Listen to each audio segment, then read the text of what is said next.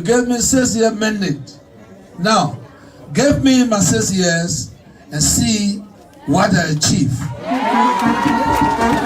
When you are not happy, when you go to the next election, you will decide what to do. The reason I'm saying this, we have a case study in this country. We know what happened.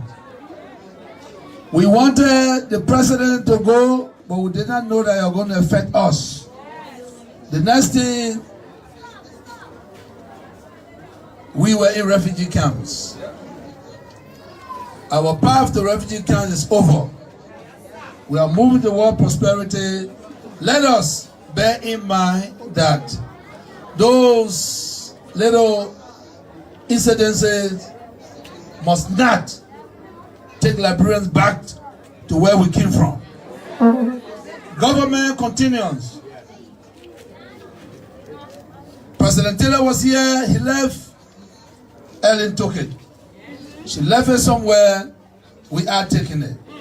That's why we don't blame any government. We don't say previous government. Government continues. You never have roads, roads were not paved here. We felt that, yes, maybe the time for Her Excellency Ellen Johnson was short. We have to take it from there. When we leave here, someone will take it from there. But without peace and stability, no one can take it from nowhere. Yeah, it's a common example and simple one. You are mandated to host or to organize a local elections. Your elections is not the president prerogative. We don't meld into a constitutional matter. They say community elections. You, the community, have to get together to make sure that the election is free and fair. Because you know, Liberians, they're quick to say, oh, because the president was there, that why that person win. When you will learn to do things on your own. Why are we complaining every day? When you will learn to do something on your own. There's a community election, he said twice. He suspended it for what? For leadership, for power. Why you people, most especially Gibraltarians, why don't you take my example? And all Liberians, why don't you take my example? And you may overlook my behavior, but it can help you in the future. Remember, I launched my revolution in 2005. 2005, I came here as the standard bearer of the Congress for Democratic Change. We went to election, something happened. I led those that believe in me to a peaceful march. Forget it, let us move on. What I did as a leader was to gather now resources like you're doing, Mr. Sheriff, and make sure that all our partisans have small businesses so they can go to the street. After 2005, in 2010, something happened and everyone said George Weah will not be our standard bearer. We went to elections. I was excluded from the elections, but I was there. Imagine something that you put together, and the time came, someone tells you, you will not be over it. You know how you feel. But the best thing to do is to do due diligence. If it's this man time that I'm not here today, then let me support him. And this is how I become vice to Winston Tubman, and then I become the campaign manager. And something is very important in what I'm saying, and take that. Forget about the rest I'm saying. Because sometimes people say I said nonsense. But forget about the N-O-N, take the sense. If no sense inside, add the N-O-N. It becomes nonsense. So you got choice. If you know sense in it, move the N-O-N. If no sense inside, add all together. And the reason I did that because my effort, the effort that I put, my energy, my vision, I could not allow that vision to die. Because I knew if Winston Tower were going to become president,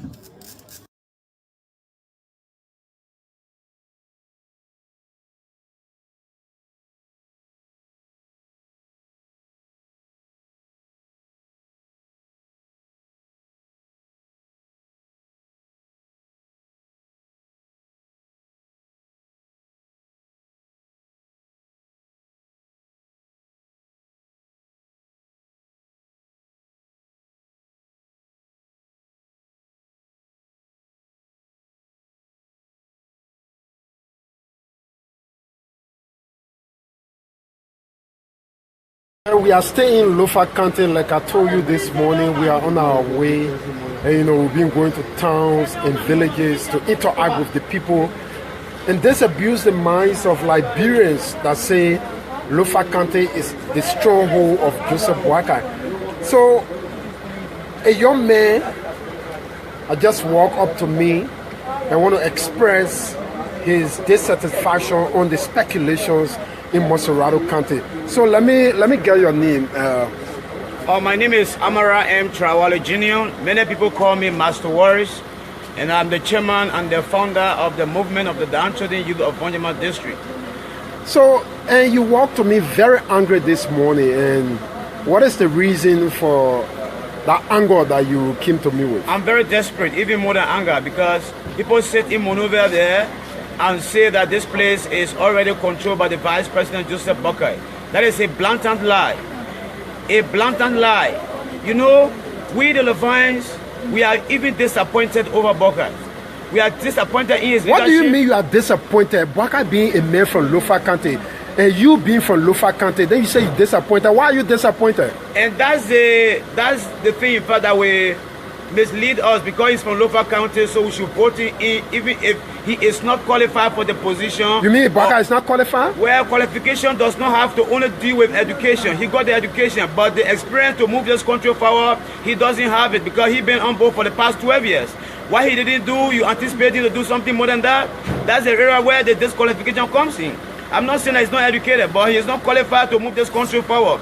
And the kind of a conception, the kind of a mind the people have in Monrovia there, they sit and say this place controlled by Joseph Boakai is lie. You know, you know very well we were in Bakedu yesterday. I'm from Bakedu anyway. Oh, you're from Bakedu? I'm from Bakedu anyway, the Kodobone district. You know, you were there yesterday and you saw the kind of momentum. You know, and even when George Weah entered the town a couple of days ago, the entire Bonjama was on fire politically. When Joseph Boakai came, this town was looking like it was even sleeping. You joking? You know, I'm not joking. I'm telling you something from the bottom of my heart. I'm a mastercratic leader. I control 315 members of 315 youth in this district. And let me tell you something. Joseph Boakai has no tangibles to point at in Lofa here.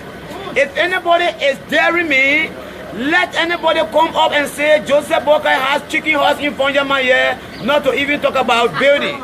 You understand? You traveled yesterday to Kolahu. Okay, I was even thinking that I said, let the protocol not take the decision for George Weah to go to Foya, because this guy couldn't come back. And that's the hometown road of Joseph Boakai. You saw the road. How it's horrible, very horrendous. You understand? The road is bad, to say the least. You understand? Charity begins at home. If this man cannot do anything for Lofa, he didn't do anything for Lofa for the past 12 years, what do you expect out of him? Let's not be joking here, man. Let's not be joking. You know, the driver can change, but the car will still remain. Oh, Madam Salim, Joseph Boakai, they form in the same predicament. We can't elect them for another 24 years. You know, what will we be doing? So you want to tell me that the only one that have the brain to run this country? So you say, what part of Lofa specifically you from? I'm from Kwaduboni district. Specifically, I'm from Marvin Konedu. Marvin Konedu is in the Kwaduboni district. It's one of the renowned towns in the Kwaduboni district. I'm not far from the home of Dr. Liberian, the founder of the Unity Party. Unity Party is for Lofans. But Lufayans are tired with the Unity Party. You understand? If the Unity Party could have another driver, maybe the sympathizers of the Unity Party could be much. If it had gone another driver. But the driver is still the same. So you say the Lofa citizens are angry with Boakai because you can't point out any tangible, one single tangible. Nothing of the sort. You know why? Joseph Boakai is associated with people who have already failed this county. You know. And who are some of those people? Even every time he comes here, the honorable, the incumbent, Honorable Mayan Bian Fofana. Honorable Mayan Bian Fofana, my own Madingo sister from Kwadi district, has failed the district. We were moving up and down behind her to 2011. But now she failed us and she wants us again to re-elect her. It can't work. Senator George Tengbe on the United Party ticket. Those are the failures that are behind Joseph Boakai. So I'm sorry, he's not going to go anywhere because the people of Labour County are disenchanted over their leadership. Let not somebody sit down in Monrovia and say Lofa is for Joseph Boakai. You'll be making a very grievous mistake. So what is your final message to the people? You got hundreds of people all around the world that are looking at you. This message could go even beyond what we anticipate. You understand? I want this message to go forward. Let it go through the length and breadth of this country that Joseph Boakai does not have any political control over Lofa County. Lofa is divided over the leadership of Joseph Boakai. You understand? The Boakai that 24 years in government has still to be corrected, but I think he has spent more than 24 years in government. In 40 years. 40 years. What does he want now? Let him go back and build his home. Foya Tinga. I think that's the area he's from. Oh, from Foya Tinga. No road there. No road. You saw the road yesterday. Very terrible. No road. So how many years we should say again for the Bangam and the Kama road to be fixed? We know that Josh Weah is the only option. The alternative choice to political freedom, social, economical freedom in this country, for us to get over this dodging is not to re-elect any members of the Unity Party. Let us carry Josh Weah. I interacted with Josh Weah yesterday. I saw him. I said, but wait now.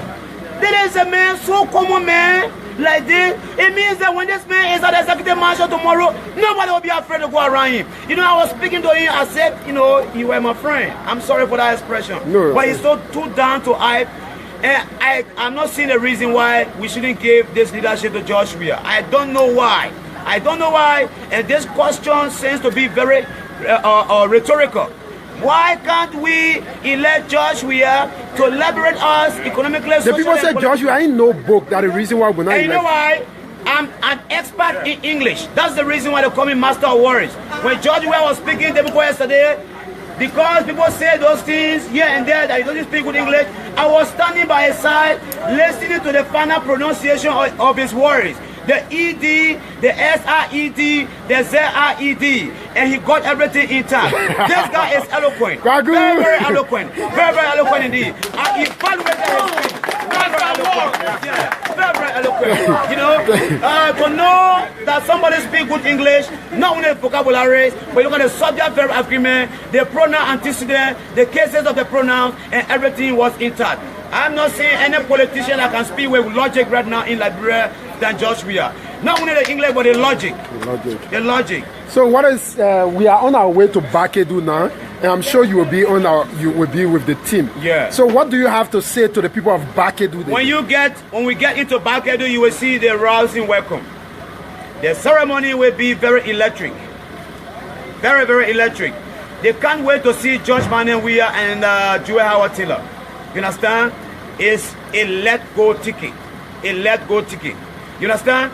Kwadu Goni, you know, people say it's the birthplace of the Unity Party. But the people, of the Kwadu Goni now, they are disenchanted. They are disappointed, you know, in the leadership of those that are moving the Unity Party forward. If we had another travel other than Joseph Boakai, perhaps we will make an alternative choice. But in this case, Joseph Boakai being... But why you so angry with Boakai? Why are you so angry? He has not done anything for us. No, Abu, you've been here. Has anybody shown you in Fonjama here what Joseph Boakai has done? Look at, we're standing now seeing Zago Hotel over there. Before Zago became senator of this county, he had already made mark. He got tangibles to point at. But Joseph Boakai has not got even the slightest chicken house. Wow. Yeah, of course. You know, because to build a chicken house is not difficult. Just for a chicken to sleep. He doesn't have it yet. I know many people will get angry with me over the statement I'm making, but it's the truth. And if you were to interview another person, a logical person, I'm not talking about a fool, because only a fool will support Joseph Boakai. But any logical person will tell you that Joseph Boakai is not a political material to move this country forward, and the people of Lofa have not resolved to carry him. Everybody is divided. You understand? I agree, he got some supporters here, but he does not have an absolute control over this county. So let the people in Monrovia hear that, let the whole world hear it. I wish this thing could be extended on the Facebook, but people even It's already on Facebook. If It's people already in on the Facebook. diaspora to even hear it. If you're hearing me now on the Facebook, everywhere, every part of the world, I'm telling you that Joseph Boakai is not a solution to Liberia's problem. It's not a solution. You understand? Yeah. Let us make an alternative choice. And that choice, brilliantly, is George Manuel Weah. We believe he can move us forward. He has done it in the past, he can do it now, and he can do it in the future. If I continue talking for even the next 2 hours, I will not get tired to disprove the to prove the weakness. This president speaking to you. Ambassador, I was just telling them that a witness will go on Facebook to tell them that Joseph Boakai does not have control over this place here. And the alternative choice is George Manuel Weah. I'm speaking now, Ambassador Weah is here. The whole world hear it. You saw Lofa. Lofa is not resolved over Joseph Boakai. We are disappointed in his leadership. Thank you very much. Thank you so much. Thank you so much, Abu. That was good talking to you. It was nice talking to you. You listen to the guy there. You listen to the guy there speaking from Lofa County, and we've been saying this to you.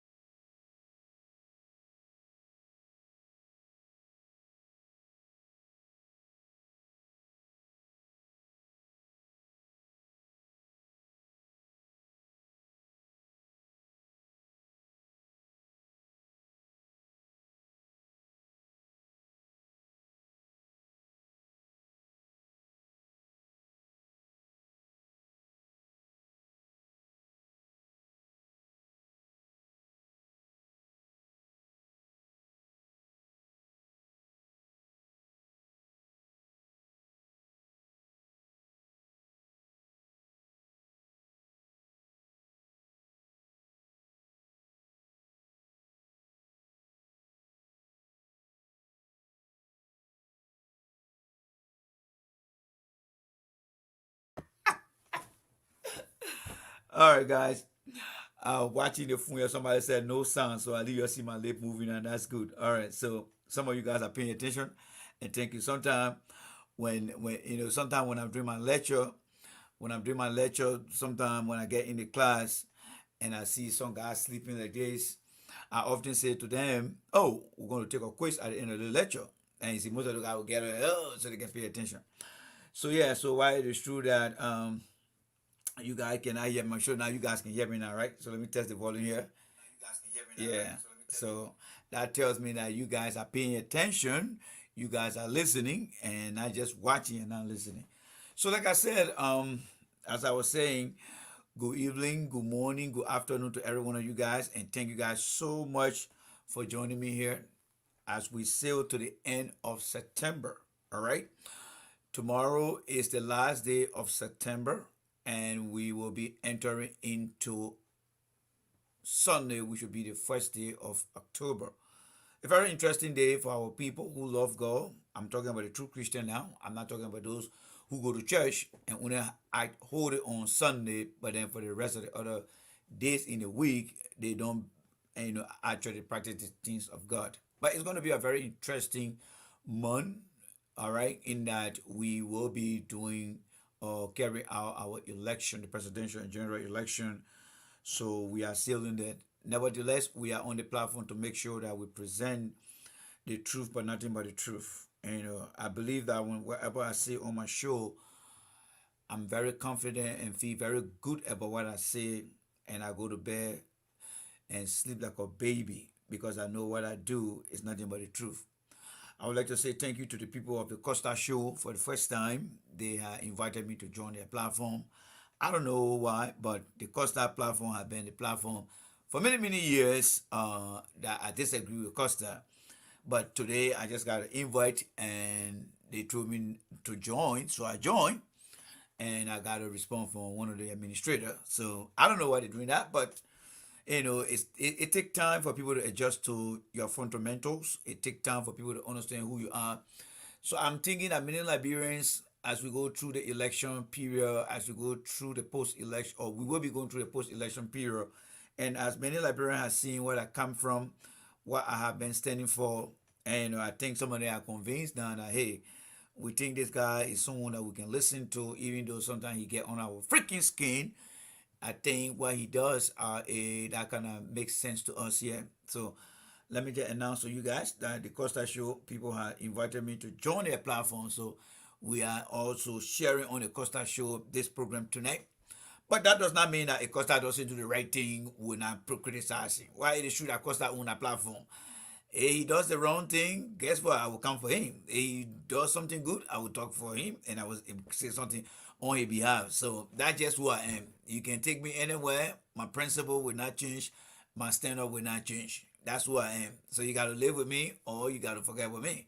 And that's just who I am. All right? So again, the people on the Costa Show, one of the administrators just gave me the opportunity to be on the platform, which we are very grateful to God for. As you can see down here, folks, today we're going to be looking at Joseph Boakai. And I told you guys this election here from my show, we're going to be looking at three important things on my show. One, we're going to look at the character of the candidates, including the president, and the character will be divided into two parts. We look at your personal reference relating to what you did when you were not into politics, and then we look at your other side of your character, your political credits. What did you do in your role or in any capacity or public service where you serve? Then the second component will be the issue. The Liberia is a country that has been in existence for a very long time, and we have had so many unsolved problems in our country. However, we have many different administration in our country, but yet the problem remain unsolved. And before our generation came, there were the settler generation, the pioneer generation, followed by many other generations. But today, as we look at the country, there is a very minimal progress that we see today. But that minimal progress to the current generation is a very big progress because they are not seeing anything as such before. And then with that, we take the same political candidates and we want to look at them one by one. When they go out to campaign, we want to understand what do they know that the country is going through and how are they going to provide solution to the problem they identify. So the second thing is there are issues in the country: economic issue, political issue, environmental issue, infrastructure issue, security issue, and you name it. What are they saying to resolve those issues? And then the third component will be the solution they're going to provide. What statistics are they going to match that solution against to say this is where Ellen left the country and this is where we are is taking the country? Those are the three important things that we look at on the platform. We are very measured in our thought. The reason many citizens across the world from each country that we know of, the reason citizens complain is because of the ongoing issue that had never been solved by the authority in each country. Whether you go to Cambodia, people will be telling you about the hardship, people will be talking about insecurity. Whether you go to South Africa, people will be telling you about economic situation, security situation. Whether you're in Liberia, people will tell you about how they call it, education, health. Even when you go to Ivory Coast, people will tell you about maybe security, the environment. So those are issues I want you to understand when you come on the platform that are still lingering up there. And our past administration, that is all the administration, they have been unable to set a national agenda to begin to solve the problem. Here's one thing I want to give you here. Can anybody tell me why in our country that our illiteracy rate is so high, even though we are 176 years old? That's an issue there. That is an issue. Why is the illiteracy rate in our country is so high, but we are 176 years old? Who can tell us now why? Because the illiteracy in our country has been taking our country in the wrong direction. Because people are not literate, they make illiterate decisions. People are not literate, we cannot compete.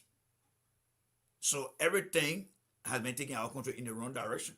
That is why when you look at the Human Development Index report worldwide, or any kind of report worldwide, Liberia is still in a higher 190 some number, or 170 some number. Even though when they put Liberia in the ages of our country, we will be up there, right? Age-wise, we'll be up there. Ghana, Rwanda, all will be on the we say, you're picking there yet? We older than you. But when it comes to social economic advancement, they flip the switch. Liberia will be way down. Rwanda will say, you down there. Ghana will say, you down there. So the age of our country wouldn't tell the world that we wouldn't have been an independent country for all these years. It means nothing. It means nothing. So when we look at this election, we want to look at the issue. Because if you have people who will come and discuss the issue, and then they will give us the sense as to where the direction is. And that issue will come from the central message. Every campaign, every candidate must have their central message. The central message of every campaign is the driver of that campaign. I'll be very upfront with you guys. This campaign, as someone who sit by and come on the show and just lecture and talk about what are the things that need to be focused on, the President of the Republic of Liberia is leading the charge on the campaign trail with the message. You will imagine that Joe Boakai will be leading this, because Joe Boakai had been in public service for 45 years. He served with Ellen for 12 years. That is a total combined of 57 years. You imagine that Joe Boakai will have the best campaign messages, because he is considered to be one of the dinosaurs within our body politics at this time, after serving in individual roles. But Joe Boakai is just like how I said Liberia age. If we were looking at all the countries by ages, Liberia will be up there. There are many countries that will be below Liberia, in Africa, in Europe, and around the world. But when it comes to development, Liberia is down. You see, Joe Boakai, he has the age. But when it comes to his experience, he got none. Joe Boakai is one of the worst candidates in this 2023 campaign. The worst. Yeah, he is one of the worst candidates in the 2023 election. Everything that Joe Boakai has been bragging about, he cannot defend. Yes, he cannot defend. Everything Joe Boakai has been bragging about, he cannot defend it. When you listen to all Joe Boakai message, there is no substances. It has no salt. It got no sugar. It got no taste. It's sour more than any sour fruit you ever tasted in your life. That's how Joe Boakai campaign has been. But he come with years of experience, both in public service and his age. But he cannot articulate anything positive. He blame more people than he holding himself accountable. But that's just the tip of the iceberg. We are going to look at Joe Boakai character tonight as the prime discussion of the topic here tonight. We are going to look at Joe Boakai. And I want to show you guys this picture here so you can take a good look at this photo. Some people are already insulting me about the photo. But I'm not sure I got this photo. Joe Boakai tend to be looking at the lady on the other side like he's spying behind the door, trying to look at the lady. Joe Boakai got a serious problem. Joseph Boakai has a very serious problem. Many times on the platform, even in my car, I often tell you guys that Joe Boakai is a con artist. And when I said it, I mentioned the name Costa several times. Tonight, what you're about to listen to on my platform, we are going to carry out a forensic analysis of the lady you see on your right side, on the right side of the screen. There is something that Joe Boakai did to the lady that if the lady had never came out to say, and if I was going to say, I was going to be in trouble. I was going to be in trouble by public opinion, people who support, or by public or defender who support Joe Boakai. They were going to say, I'm lying, I'm not saying the truth. But again, there was someone else who was there. Joe Boakai was there, and then Aaron Costa was there. The lady you see before you here, she said something about Joe Boakai. And we're going to look at what the lady said, and we're going to provide enough evidence to support our claim tonight. As old as Joseph Boakai is, there is something in our old man that has no integrity. He is not a man of ethics. He is not a man of moral value. He's a dirty old man. A very, very dirty old man. You know what I mean? You guys are adult. When the American man says he's a dirty old man,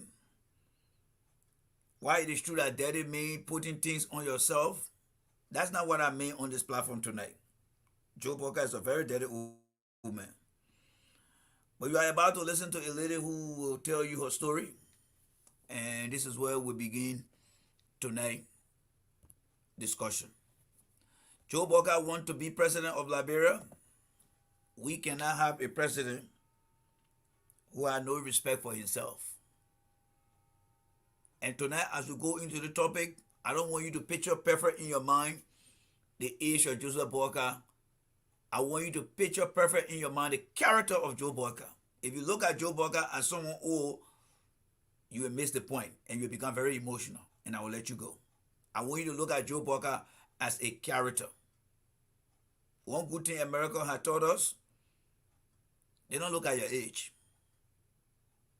when they are looking at you based on certain standard. They look at your character and your behavior. That is why in the country, anyone at any given time of their age can go to jail, because your character is the one that will take you to jail. It's not your age in most instances will take you out of jail.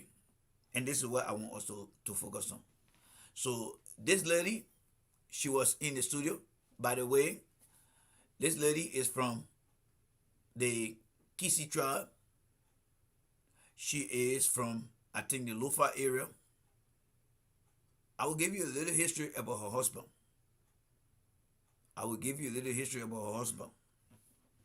But before we do that, let's get into this conversation.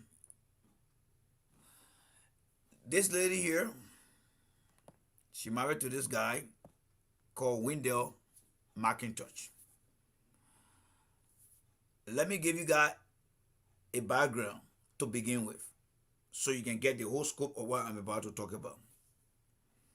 The story that you are about to listen to from the lady and the oral voice that I am going to provide for you guys, we are going to look at Joseph Boakai character.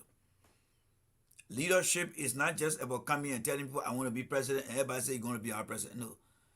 Leadership should also look at your character, the way you conducted yourself. It would determine how you conduct yourself when you become anything. And that's who Joe Boakai is.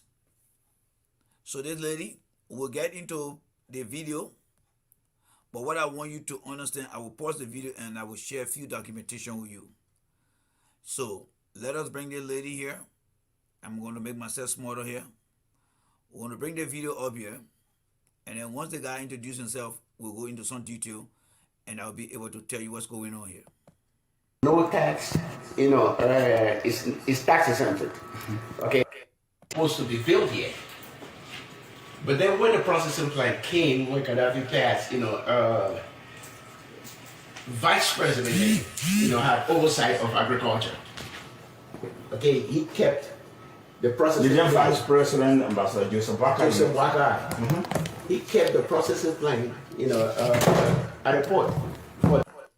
I will hold you there, guys. I will hold you there. All right? Let me hold you guys right there. The young man you listen to there, he was, and he still is, the Armstrong Japa of today. There's a young man going around who is into the food and agricultural sector called Armstrong Japa. He just came to permanence midway session of the WIA administration. But this guy you're looking at that you're going to see on the platform, he's a guru. He surfaced during the early administration. But this guy, his vision, his opportunity got stopped by Joe Boakai. Because Joe Boakai does not believe that any Liberian should be better. His goal is to stop people. Let's get into a few details here quickly here. Let's get into a few details. I want to bring you up to speed. Because this story, I followed this story here.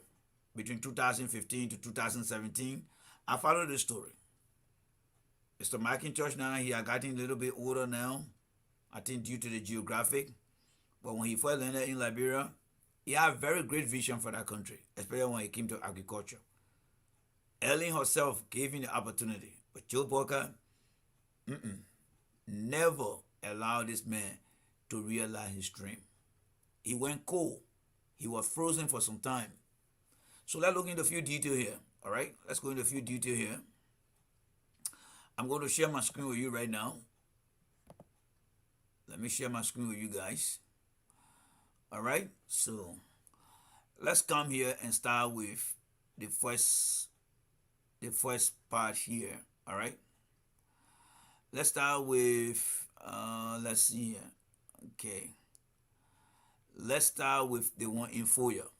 Yes, let's start with the one in Foya, and you're going to see that one in Foya very soon. Okay, I'm sure you can see that right now.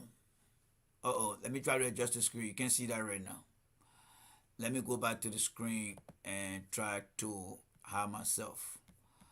Let me try to hide myself so you guys can see the screen better here. All right, so we're going to look at this guy here. Yes, we're going to look at this guy right here. All right, for you the female that want to background, you're up at no clue. So you got to go find front page, you'll see that in there. You got up at no closer. All right, so as you can see here, I'm going to highlight this here. Why the Foya Rest Project became a fiasco. The true story. This was on June the 28th, 2017. All right. So let's get into the detail here. All right, let's get into the detail. All right, we're not going to read the whole thing. We're just going to chip into a few of it. All right, so the guy you just listened to, his name is Wendell McIntosh. All right, this guy came to Liberia during the early administration and decided to establish a gigantic agricultural project. That's what he wanted to do. All right, that's what he wanted to do. And he wanted to start that in Foya. So a little bit history here. The African Development Aid, or AED, all right? He was the one that established that. Let's read right down here. Mr. Wendell McIntosh, the founder of the African Aid, African Development Aid, my bad. He established the African Development Aid, yes, all right?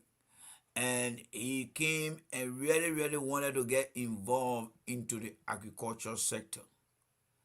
Mr. McIntosh, many Liberians admire the program and extol him, and that was myself.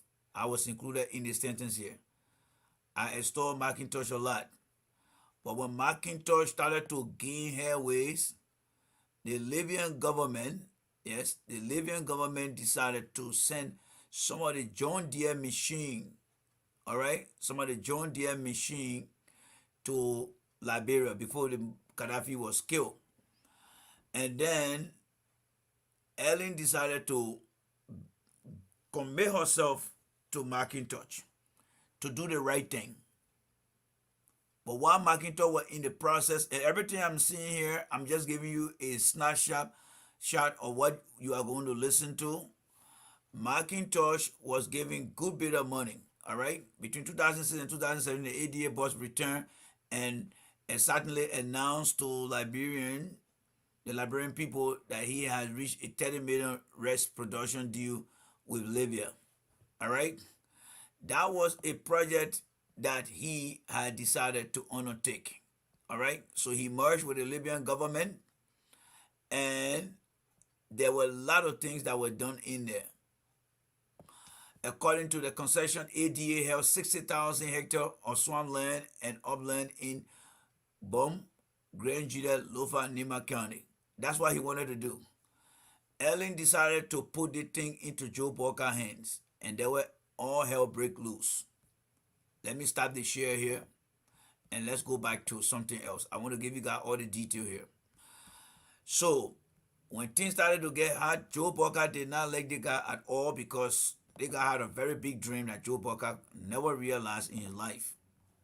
Let's go back to something else again. So, the guy got a little bit upset and decided to reach out to these people. Under the GAD project, ECOWAS also decided to provide $25 million to restart his project, along with another project that the Libyan government had to help this guy. But to the greater amaze, Joseph Boakai came in, all right? Joseph Boakai came in to disturb this guy for a very good time. Yes, Joseph Boakai came into the whole show and decided to destroy this guy's dream. Everything the guy tried to do, Joe Boakai blocked everything. I mean everything. Joe Boakai blocked it. He never gave this guy any opportunity to get what he wanted. Yes, to get what he wanted. Joe Boakai did not give him any opportunity. So he got a little bit upset. And this thing was all over the news.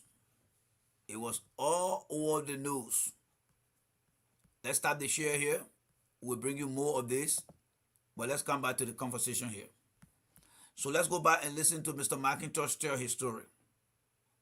I want you to hear it from his mouth.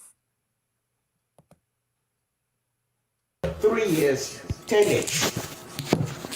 But in the concession agreement, anything that we imported that has to do with the project, that's no tax, it's tax exempted. Okay? But he kept the processing plant at the port for 3 years, 10 days.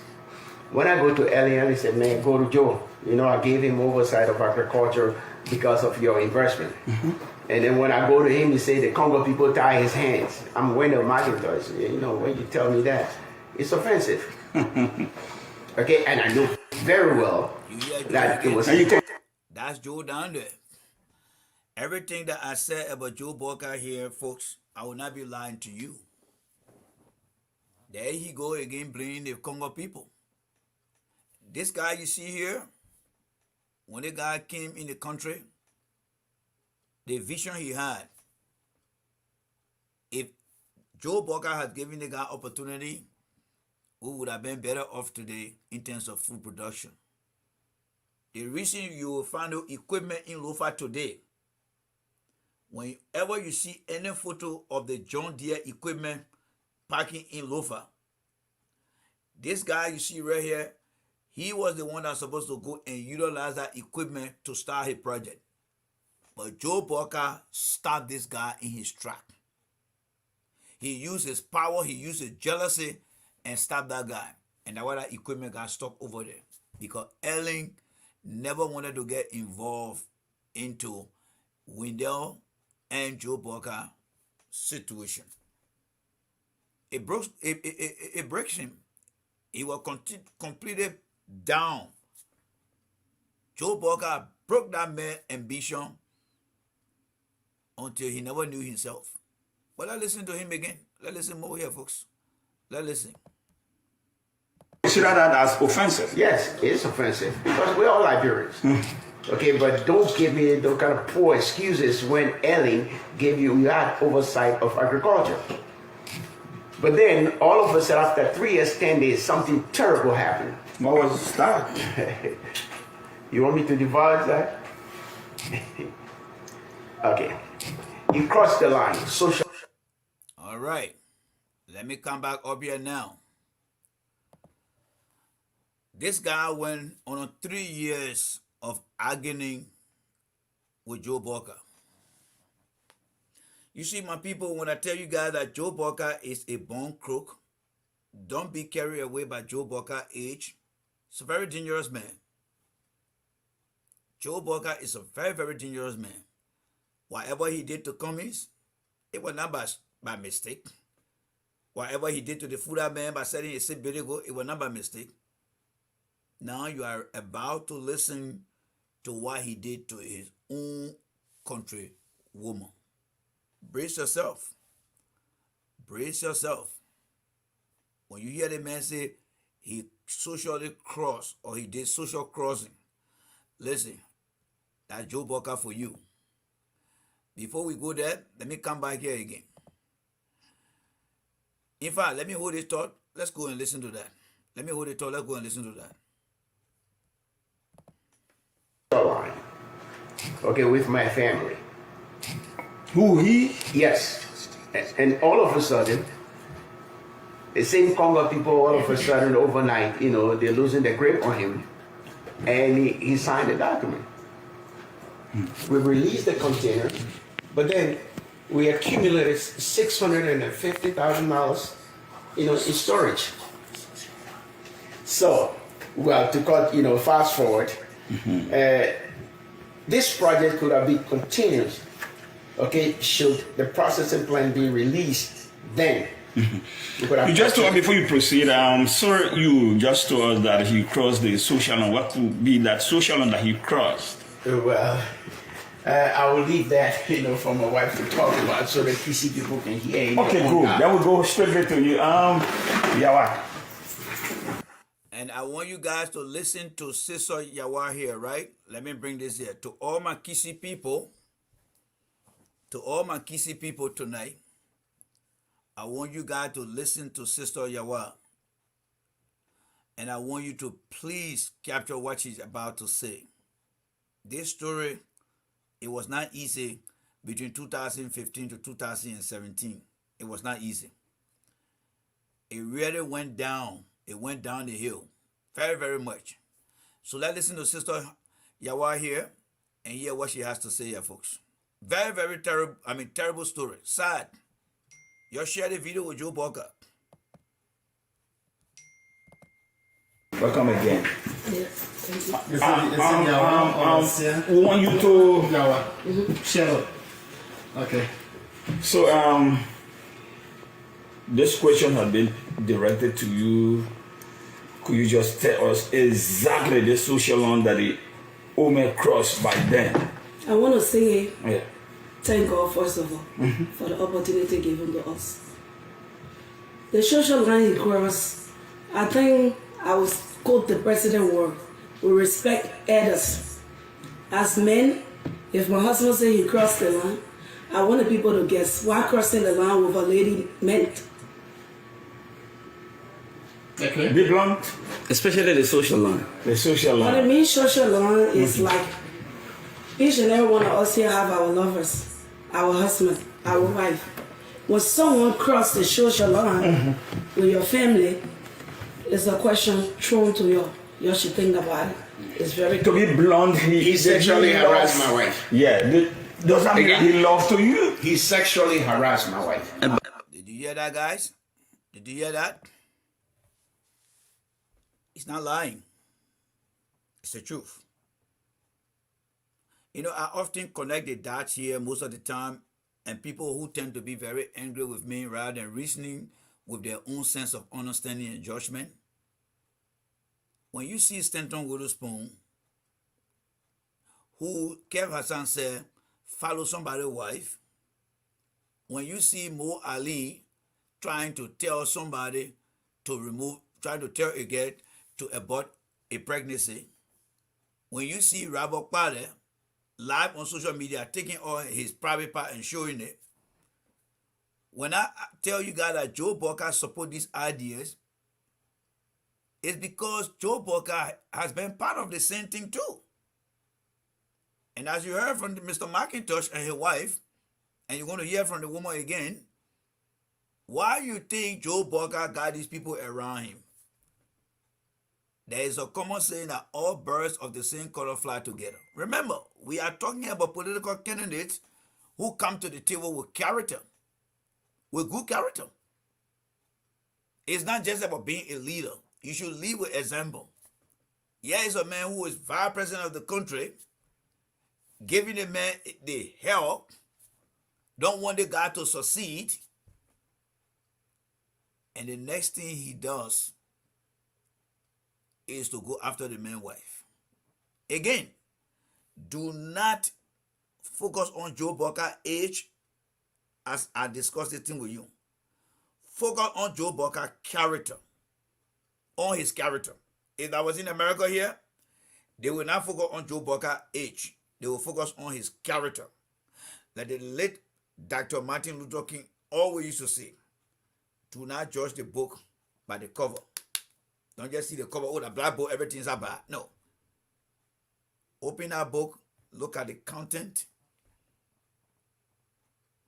and determine what is that content.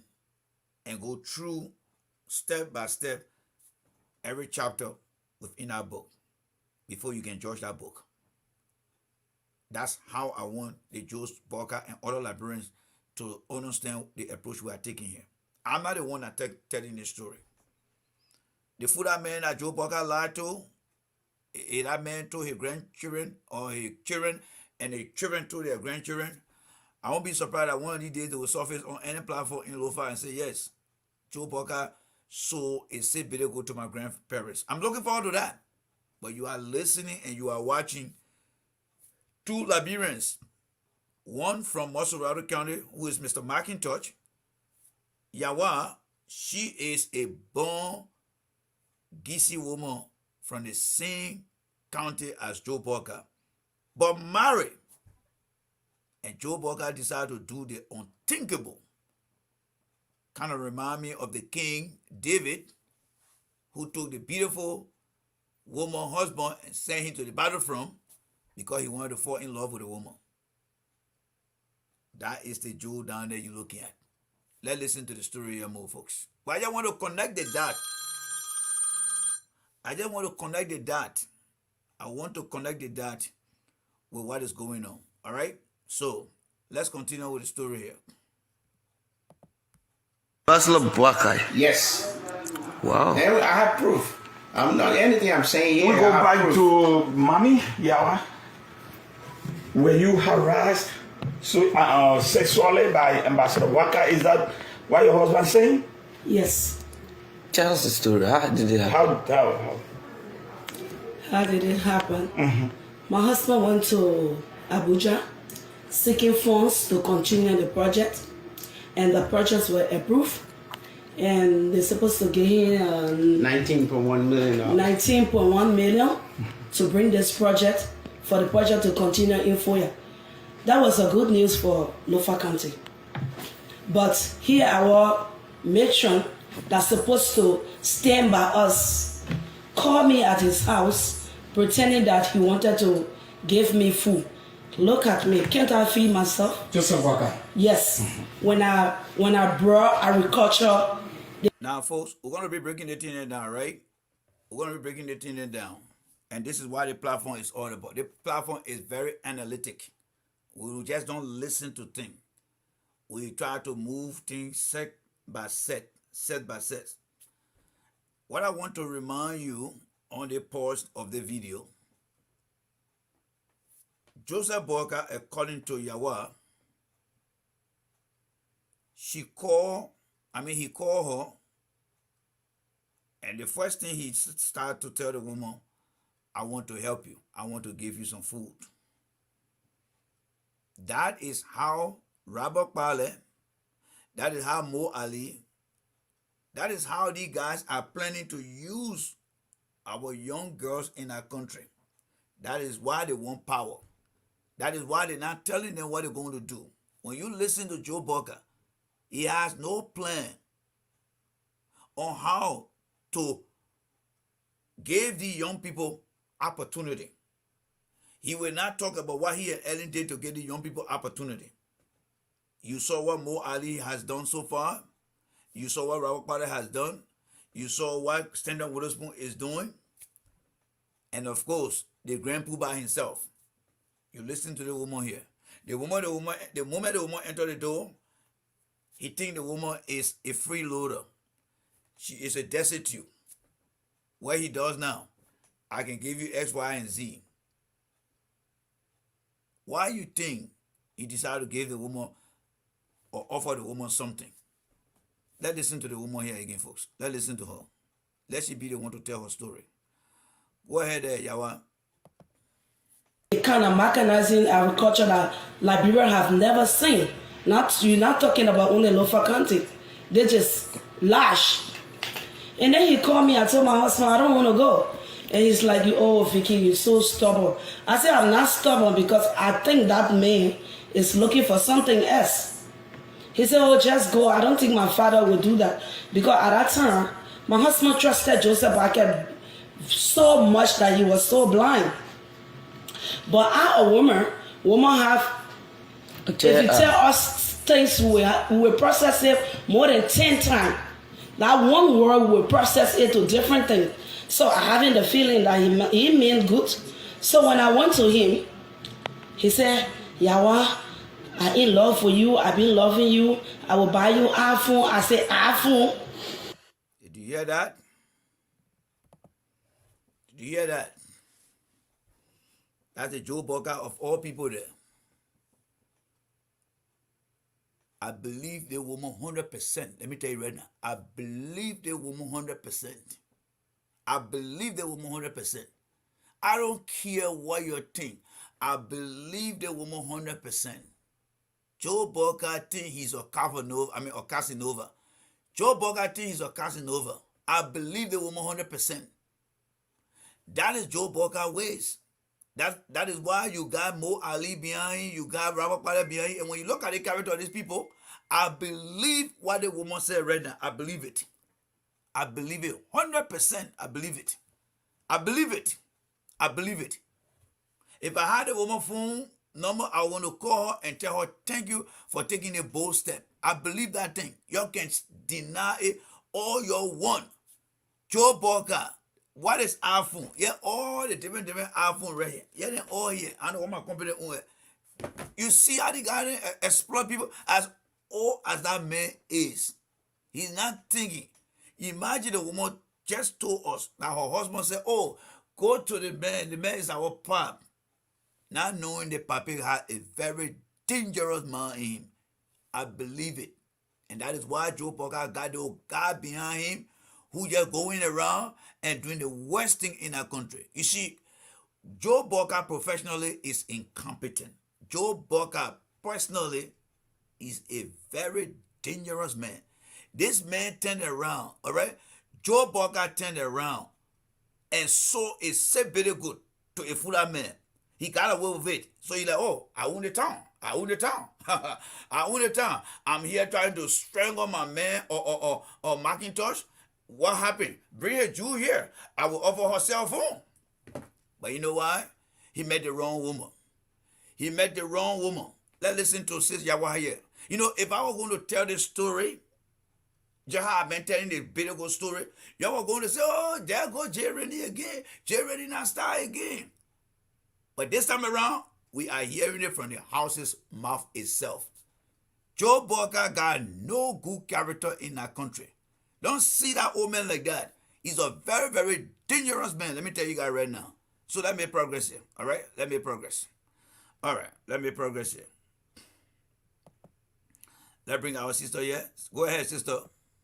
I have phones. I give iPhone to people. A wife to Where was that? At his house? At his house.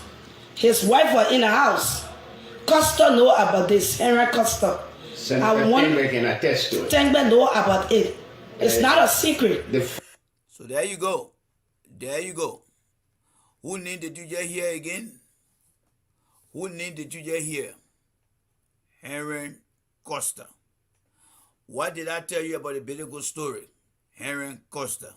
You see, when I tell you guys that Costa has been the Grand Poobah, or Costa is the Grand Poobah of Liberian politics, especially the talk show, it's true. It is true. Costa has been in the vanguard of talk show for a very long time. There are more things that Costa is aware of than what we are yet to hear from him to come and tell us. So that's Joe Boakai there for you. That is Joe Boakai. That's the man you think will be a better president in our country. You're wasting your time.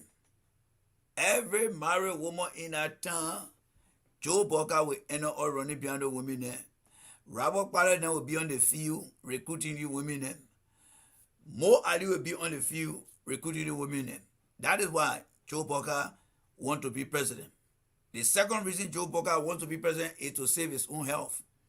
He's not wanting to be president for any reason. Imagine why he put the woman husband through. Why the man going to the Arico to go hustle, and he calling the woman for iPhone. What kind of nonsense thing is that? What kind of nonsense thing is that? That make no sense. That make no sense at all. Let's listen again. Let's listen to the woman. Former Speaker of the House.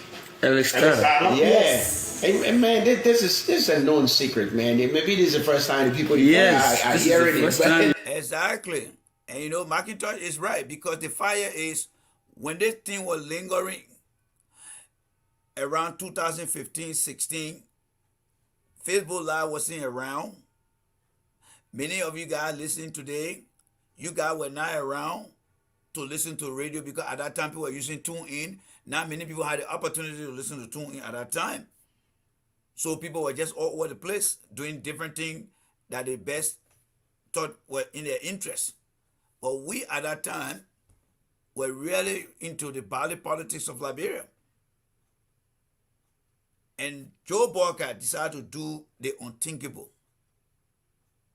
Let's listen again, Mo. So the guy is right. Macintosh is right. This is a known secret. And the text messages that he used to send to my wife, I have all copies, and I can share with you. Okay? And look, to fast forward, I signed a contract. So the guy is claiming that he has text messages. I think if people who are in doubt of what they are saying, I would suggest that he share the text messages too, so people can get to see it. I would suggest that he does something like that. Bring it out and show it.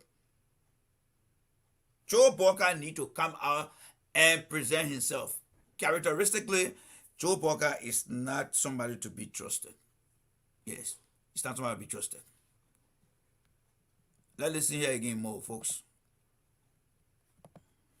Contract with ECOWAS, okay, for $19.1 million. I came back home, with all that, show it to him.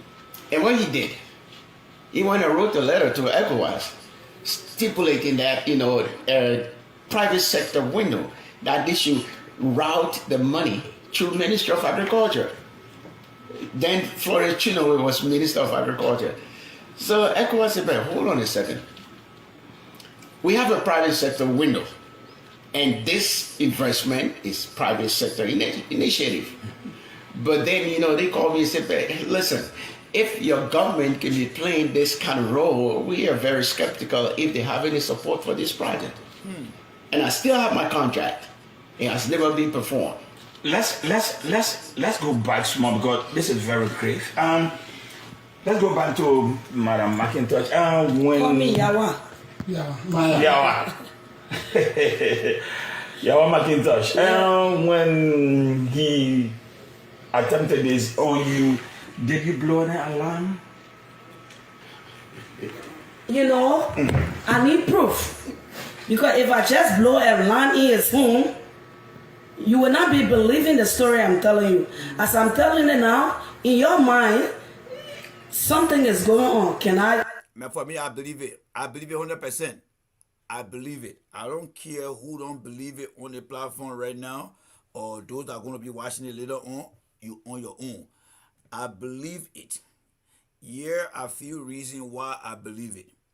Joseph Boakai got in his circle or in his orbit or in his orbiter people who are aligned in the same behavior. We listened to Kev Hassan. He came out and said Stanton did something to somebody's wife. And who is Mr. Witherspoon supporting right now? Exactly what Kev Hassan said about Mr. Witherspoon. He did something to somebody. And that person is Stanton Witherspoon support Mr. Boakai. Robert Powder was seen on social media doing something to another female by exposing a private part. We saw that one. Then we also saw Mo Ali or listened to Mo Ali forcing a girl to abort her pregnancy. In view of all of that information, Joseph Boakai did not say anything whether something as such has to do with the integrity of the party and the partisan. Joe Boakai did not say anything.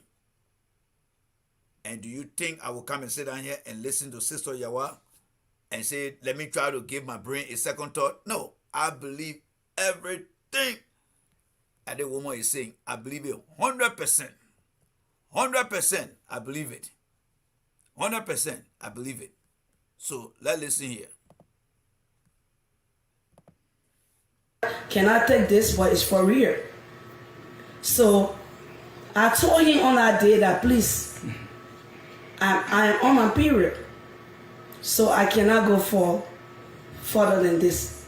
Then he told me, he started sending me text messages. So we started communicating how he want to have me, he been loving me from the day he set eye on me. Come I said, okay. Oh, that Joe. Yes, and I was playing with him. And then it went on. Even Madam Ellen Johnson Sirleaf is fully aware of it. So it came to a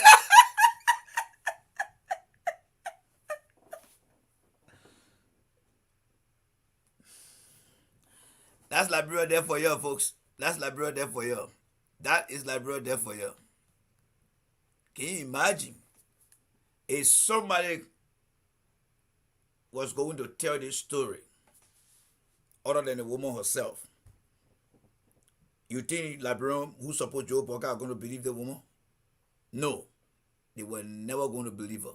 You see, Joe Boakai lied on a lot of people that are dead today.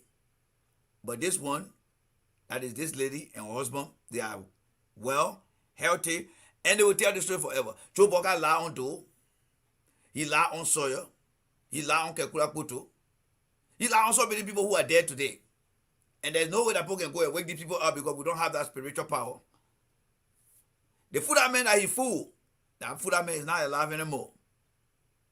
But this is the last straw that God said these people will tell their story live to the incoming generation.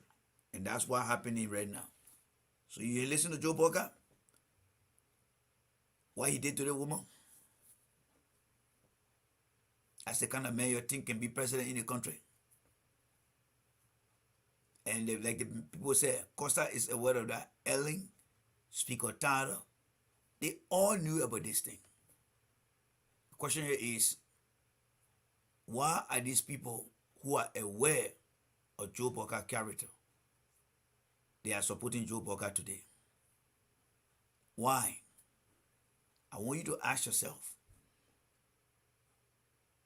if such a thing had been in the case of George Weah, what do you think we're going to happen to the Liberian social media today? It was going to blow up. Boosh. But Sunday Lady came out and is the opposition. None of them want to talk about it. But if that was something that was in connection to George Weah, they will be blowing it out of proportion. Where are the supporters of Joe Boakai? Where are the supporters of Joe Boakai? You know, with all due respect, they good for nothing talk show host them. They are nothing but just a freeloader. Many of them who are looking for job. That is why they will not say anything. Let's start with Bridge Radio. My man Ashford got it. TD children got drowned. Ashford got it all over it, talking about it. No evidence, he was talking about it. Focus on Liberia. Same thing. Sending people in the street, asking questions. The spoon talk people running around. What happened to the Jean Goodway man, Flomo, and people down there? Why aren't they talking about this today? Why aren't they talking about it? Oh, I guess because it's not George Weah, right? If that was somebody from the George Weah camp, they will be all over it. And that's why on the platform, we'll always talk about it. We're not hiding here. We'll talk about it. I believe Joseph Boakai did it to that woman. And I believe that woman's story 100%. 100%. I believe it. Let me show you guys some of the equipment here. Somebody just shared a photo with me here. Let me show you guys some of the equipment here that was sent by the Liberian government. Some of you guys have seen it. Some of you guys are yet to see it. But let me just share it with you guys here, quickly here. And I'm sure some of you guys have seen the equipment here. So let me just blow the one up for you guys. This is one of the equipment here, as you can see here. This is one of the equipment here. All right. That equipment was supposed to be used by this guy they call Macintosh.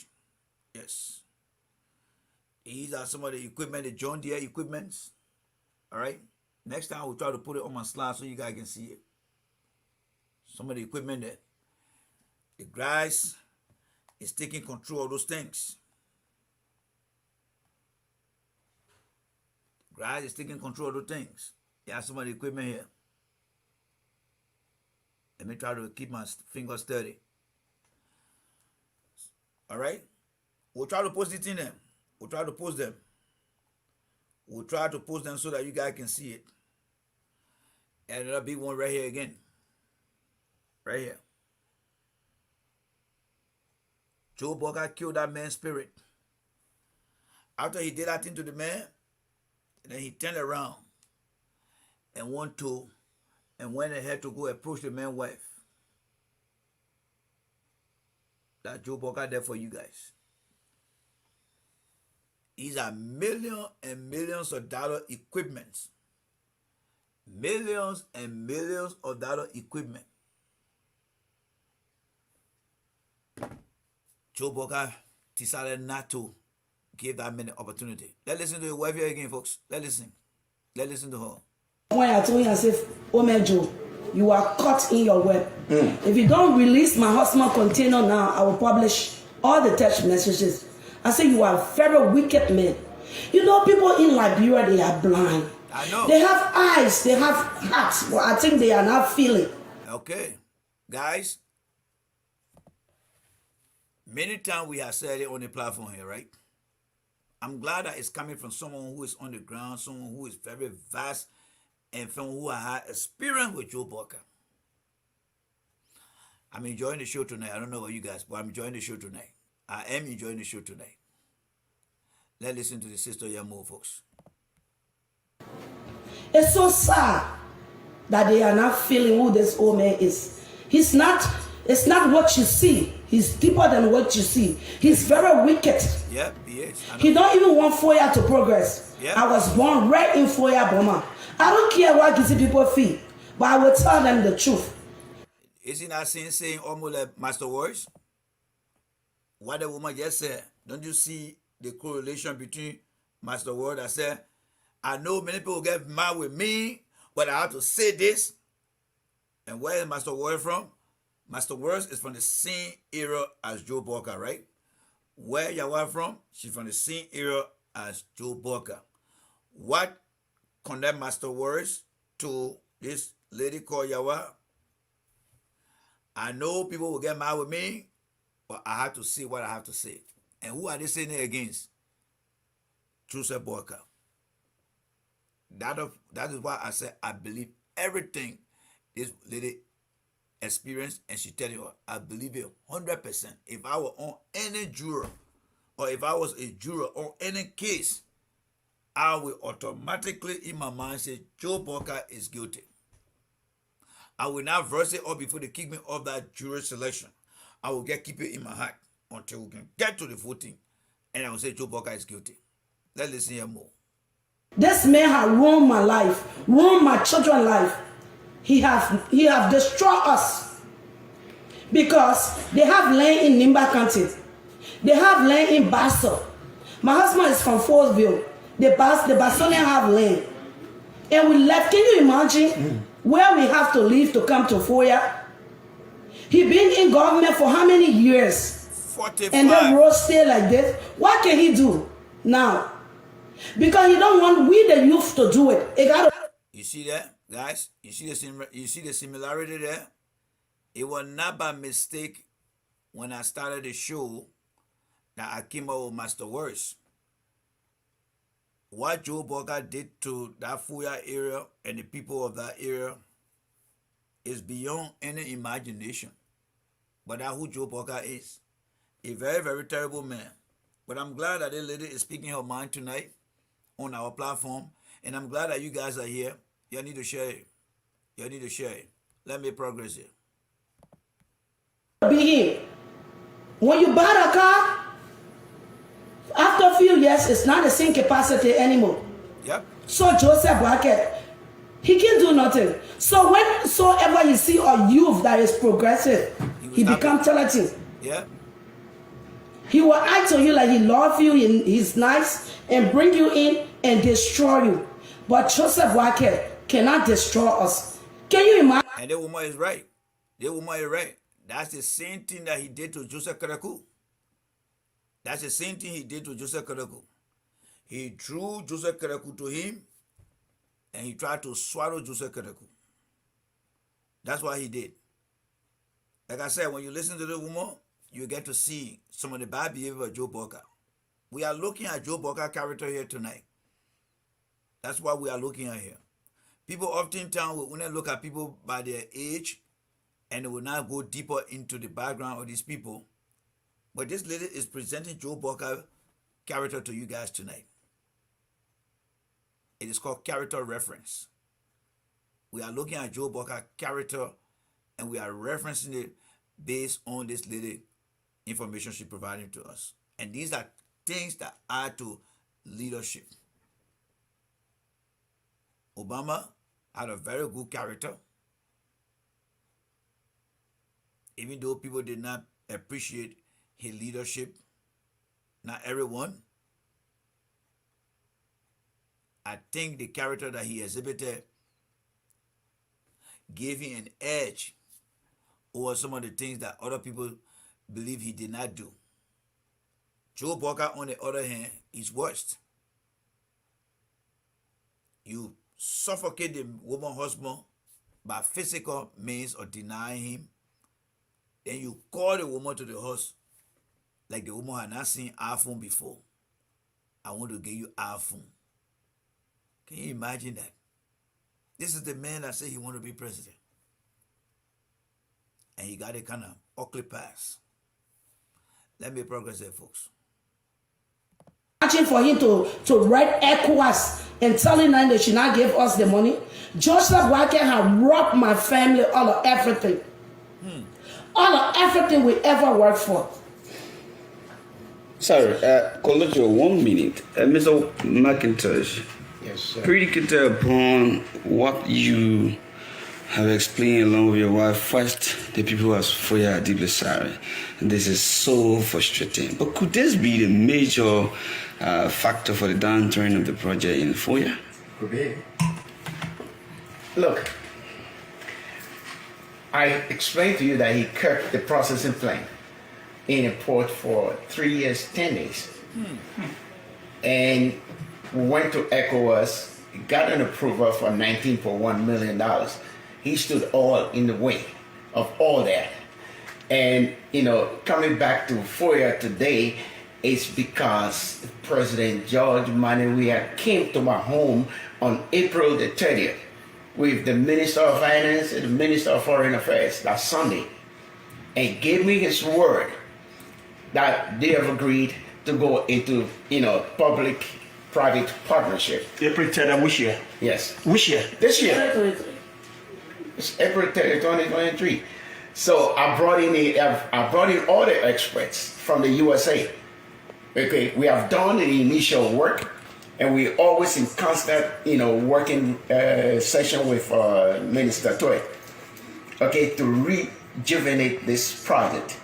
There are a lot of things that we've done. We have already signed, our MOU with Africa Rice. Africa Rice is the old water. Yeah. Okay, we already signed MOU, not Africa Rice, office here in Monrovia. No, their head office. You see, the smile that is on this guy's face is like the hell that Joseph Boakai put the man and his wife in. When you listen to the woman saying to you that he ruined my family, he ruined my life.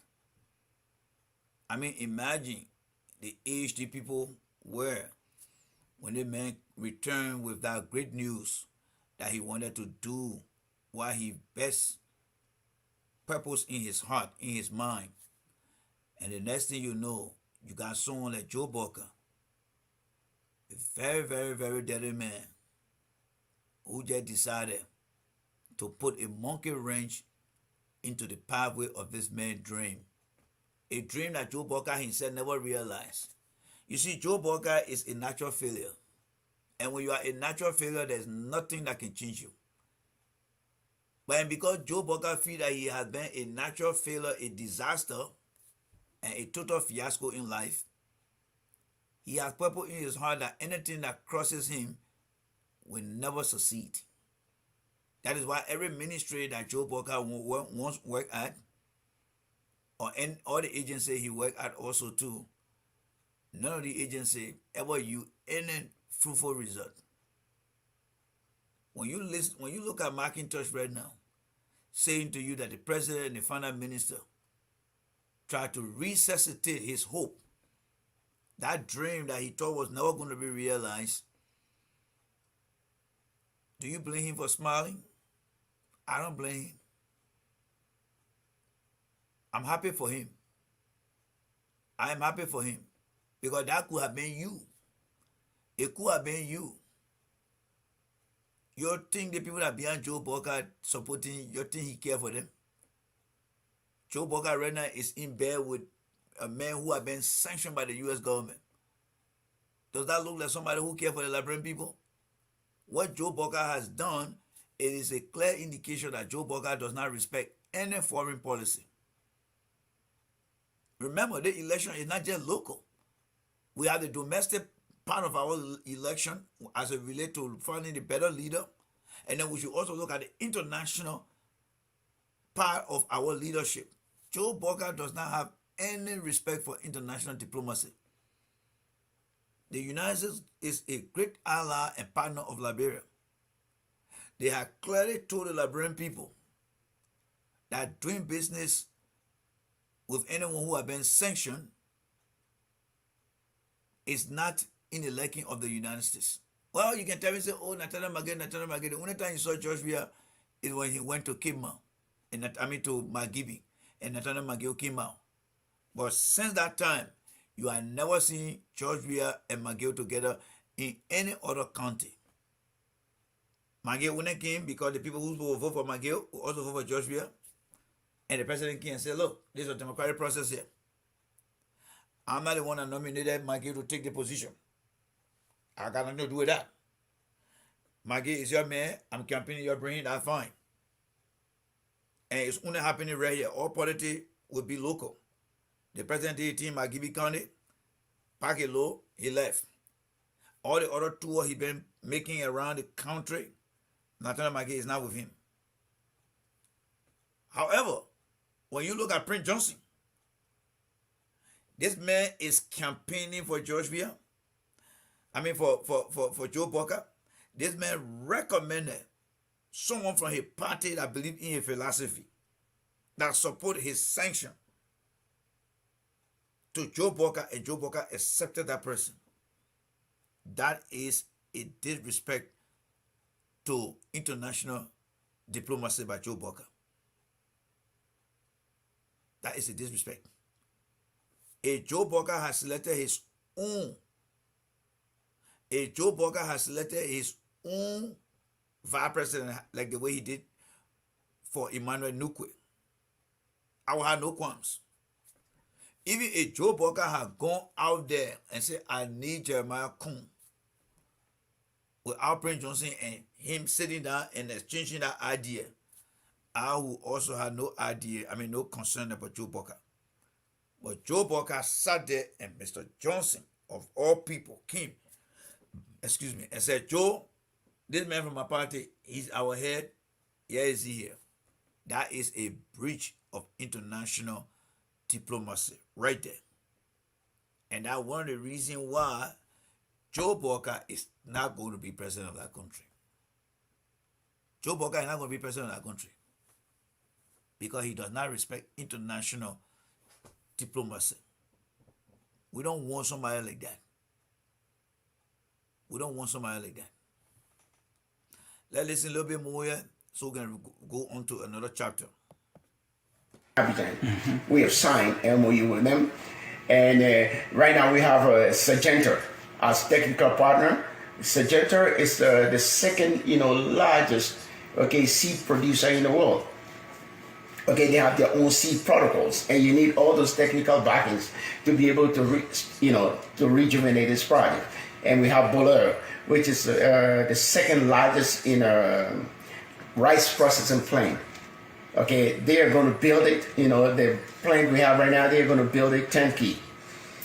And not only that, I now own the franchise, for Massey Ferguson, for Liberia, Sierra Leone, and Guinea. So in case of equipment, we have built our muscles over the years, to get to this point, because mechanized agriculture, what really, is a key issue in mechanized agriculture is technical expertise, equipment. And that was the initial, not a mistake, but it was a learning curve. But now, there is no one, I guarantee you, there's nobody within the Republic of Liberia that understands mechanized. So guys, what we'll do here is he's going into more detail because of the sake of time. We will hold Mr. McIntosh there. But what I would like to say in regards today, I got the good, I got the bad, I got the ugly, and I got the worst. I want to speak to the good, and I will also describe the ugly. I want to thank the administration for reaching out to McIntosh. I want to thank them.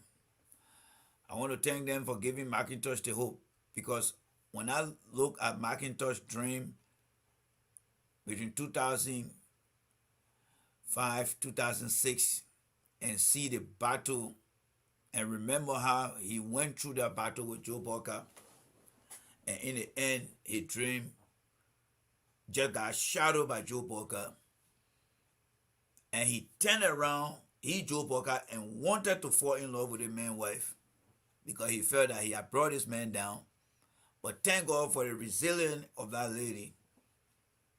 I'm very proud of her. I want to say a big thank you to her for standing tall and resisting Joe Boakai. I want us to listen to her before we leave. There's something she said. Let me see where I can catch that, because she was actually speaking in her dialect. In her dialect here. Let's see what she said here. All right, and that will be for the Kisi people. You went out to school in that era? No. So no, Good to see you again, Mr. McIntosh. Given everything that you have said, witness with evidence, beginning with the collapse of your project. Full time. From there he came to me. Yawa, never know a chair yo. Chum down on a chair yo. Who owned this house? Minimum do pono chair yo, million Joe Boakai again. That Joe Boakai. That's gotta be a joke. Because we go to preschool to prepare for what? Universities. Yes. Including Mr. Boakai's intervention in the relationship that would have derailed this, that would not have been able to see Mayawa here. Boakai is poised to be president. He wants to become president of Liberia. It's not going to be. And this is somebody that many believe that he's a good man. Today you are in Foya and Liberians are watching. What special message do you have for the people of Foya and Liberia, for this man who claimed to be Mr. Clean Hands, Mr. Goodman, and everything, considering everything that you have said this morning? What special message do you have to give to the people of Liberia for this man who wants to take public office in this country once again? Look, listen, let's not go on the national, Politics. politics right now. Let's look at the little local politics in Foya. Yeah. Foya is where he hailed from, right? 12 years as vice president. Yes. What has been his impact? But he said he did not benefit from being vice president. He wants to be president. Oh, man, are you kidding me? But you have evidence that nothing you has kidding been me? done in 4 years when are he you was kidding vice me? president. Yeah. So, Madam Yah finger, I think she want to throw. That's gotta be a joke. Because we go to preschool to prepare for what? Universities. Yes. If Joseph Boakai went to preschool and said that he could not learn, how can he learn in university? That's your It doesn't make sense. Yeah. Preschool is working as Preparing the mind. agriculture, working to the places that he said he worked at the police, working as vice president. That is preschool for me. Folks, isn't that what we've been talking about on our platform here? You see how the woman is laying out the man past experience that should qualify him for what he's seeking for? You see how the conversation on our platform is relating to what the woman is saying? This man has no political credit. Joseph Boakai is an empty roach. You know, sometimes when the spider eat a roach, it just eat the empty shell there. That's who Joe Boakai is. A very incompetent man. That's the man who goes around and want to be the Casanova, the political Casanova, going around, running behind people, women there around here, with all nothing to focus himself on. Thank God that woman did not consent to anything, and today she bringing him to public ridicule. I think Joe Boakai need to do himself a favor. The media in Liberia is weak. But with the allegation, which I believe this story is true, Joe Boakai need to come out and be very, very clear to let the Liberian people know whether the woman is lying or not. But I can challenge you that Joe Boakai will not come out to deny this story here. He's going to allow it to die down because it is true. If you never believe anything in your life, this one, you have to believe it 100%. Let me progress here. Once the woman finish or kissy, we'll move on to something else. Presidency is university. If you didn't score a mark in your preschool, how will you get to the university? He has failed us, and he will fail us again. In his own life, let Joseph Boakai show me a decent home that he live in here. The home he dwell in now, in Foya, that house was a room house, totally damaged. I faced that house. Okay. And he used to come to stay in my house. If I'm lying, go and investigate. To get the files, if you go to a doctor when you're sick, he will investigate before he get his funding and you start your medication. Joseph Boakai will call me that he want to stop in my house. I gave him my house. He still stopped there 1 or 3 or 4 times. From there he came to me. Yawa, never know a chair you. Chum down on a chair you. Who owned this house? Me don't know pono chair you, me will be around, make it no meno. Follow around to go move boy. I saw him to chair. Wow. Man, So let me go back. You will ask me to lodge in my house. I gave you the respect for you to lodge in my house. And the next thing he asked me, who owned this house, Yawa? I told you because I was building my house, you people can go and see. Yeah. You know the kind of material I was building my house with. So when he went back to Monrovia, after enjoying my luxury, laying down on that kind of bed, air condition blowing in, having hammer-string television, sitting on the dining table, whining and dining with my food. After he left, my pay was to go to the house owner and say they should take the house from me. Who is Joseph Boakai? Bring Joseph Boakai myself, let's go to Top Show. Yes. Then I would tell Liberian who he is. Yes. I can't wait. The challenge have been through to Joe Boakai. You see, people that know Joe Boakai, like how we know him on the platform. When we are talking, we talk with overconfidence. You hear the lady? This woman got tons and tons of proof, evidence against Joe Boakai. If that woman can tell you that bring Joe Boakai and let hear myself go on a talk show, you think the woman joking? She's somebody that know him very well. She's somebody that know him very well. The woman knows Joe Boakai is nothing. He's nothing. The man that goes around seeing other people home, that place that Joe Boakai live right now, around that EWA area, that home is not for Joe Boakai. You will say, oh, Jay Rennie again. That place is not for Joe Boakai. That place belongs to Peter Amos George Jr. That the father resident one that Joe Boakai is leasing. That Joe Boakai is leasing. The man got nothing in that country. Nothing Joe Boakai got in that country. Absolutely nothing. The man is nothing but a freeloader. That's the man that want to be president in that country.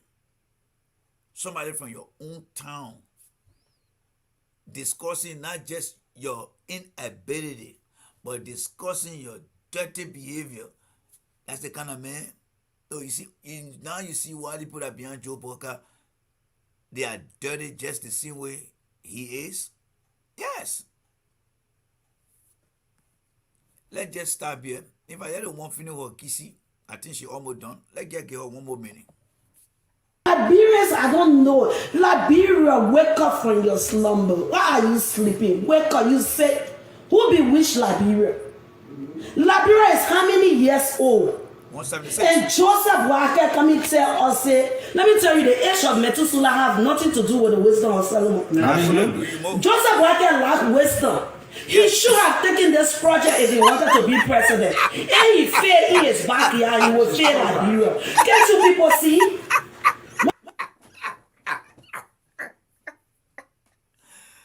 The reason I'm laughing tonight is like this woman is just photocopying the thing we've been saying here. The age of Joseph Boakai does not determine who Joseph Boakai is.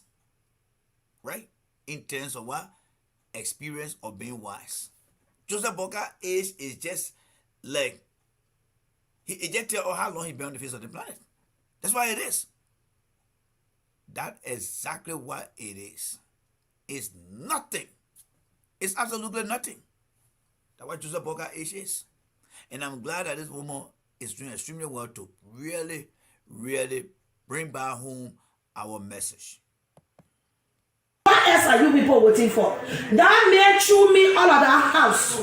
Then he got the audacity to say I should leave my bed, because he enjoy my comfort. He's so cheap on himself. The man is cheap on himself. Joseph. He don't want to live a good life. So he said, I should leave the house, but I should leave everything in the house. My brothers and friends, Liberian Alash, Foya people. You throwing me all the house that I accommodated you in. So I'm gonna leave my furniture for you. Am I crazy? No. My junior, my son called me. Mama, the vice president said I shouldn't take the thing out of the house. I said, you know what? I will kill you. I'm your mother. I will use my hand to murder you. What? This wicked old man, she sit on my things and then I sit here and be afraid of you. Joseph Boakai, I said remove everything. He said. So guys, what we'll do here, all right, what we'll do here, guys, we will let this thing. When the boy going for the AC, he said, hey man, tell ya why the hell be the AC here for me. This old man is a complete freeloader. We will suspend the podcast here today. I mean, this particular video here, we'll let it go because we got something else coming up. But now that you know that it is not just this platform, it is not just me that telling you now that Joe Boakai does not mean anything for the people of Liberia. You are listening to a kissy woman who is from the same place as Joe Boakai, telling you about Joe Boakai dirty ways. He's a dirty old man. Joe Boakai is a very, very dirty old man. Yes. He's a very, very dirty old man. That's who he is. Nobody should respect him. His character is very nasty. Don't see him looking like that. He's a very, very dirty old man. After what he did to that man, then he turned around and won't go follow the man's wife again. Let's hold it over them and make progress here. Let's hold it over them and make progress. All right. Before we get to the next topic here, so I see the ANC people are gathering for tomorrow. That's okay. That's okay. ANC people, I think they got a very good stronghold on me in a few days. We're not bother ourselves with ANC people. So let the ANC people enjoy themselves. They are not my target. For the ANC people, I told them last year, July, they're not going to win anything. Coming is just running to be popular. So there's no reason why I should waste my time behind ANC. Even though I see some of them sending me, their activities, they sending me coming meeting with BBC's supporters and stuff like that. They are just wasting their time. Let me say hi to my folks on YouTube. Hi to every one of you guys. And to those who are also watching on the J. Randy Universal Voice or Universal View. Thank you guys so much. And those who are on Facebook right now. I appreciate every one of you guys for giving me such a large class size. And I would like to say thank you for the opportunity. Now, with that being said, I would like to move to the topic below here. The Liberian politician Joseph Boakai is losing his political campaign fight. You listen to Mayawa, she said Joseph Boakai does not even have the preliminary or the basic credential like the kindergarten or the grade school to prepare for college. She is trying to say essentially that Joe Boakai is not fit to be anything in our country. And we already have said it so many times, but we are glad that she has come out to admit and to support what we have been seeing Joseph Boakai has been the worst candidate in this entire campaign season since it started on August the 1st. August the 5th. Joseph Boakai has not been able to say anything positive that he has managed to succeed in doing. Nothing Joseph Boakai has been able to say. Let's go to some facts here. This is Joseph Boakai here in 2017. He said he was parked as an old car. Don't fall for that lie. It's a lie. It's an old man a lie. It's not honest. Because we are exposed Joseph Boakai in so many ways. And let's begin. Joseph Boakai political career starts from here. This man, all right, he worked with LPMC and he was appointed there by William Aratobo. Joseph Boakai bragged about having 45 years of public service experience, and he also bragged about working with Ellen as vice president for 12 years. But Mr. Boakai is yet to convince Liberians his success in each role and what impact it had on the generation of Liberians that benefited from his program. Absolutely nothing Joseph Boakai has presented to the people of Liberia. So let's go down the hole here. Joseph Boakai's political career started in 1973 when he was appointed by Tobo to be resident manager for the Liberia Produce Marketing Corporation.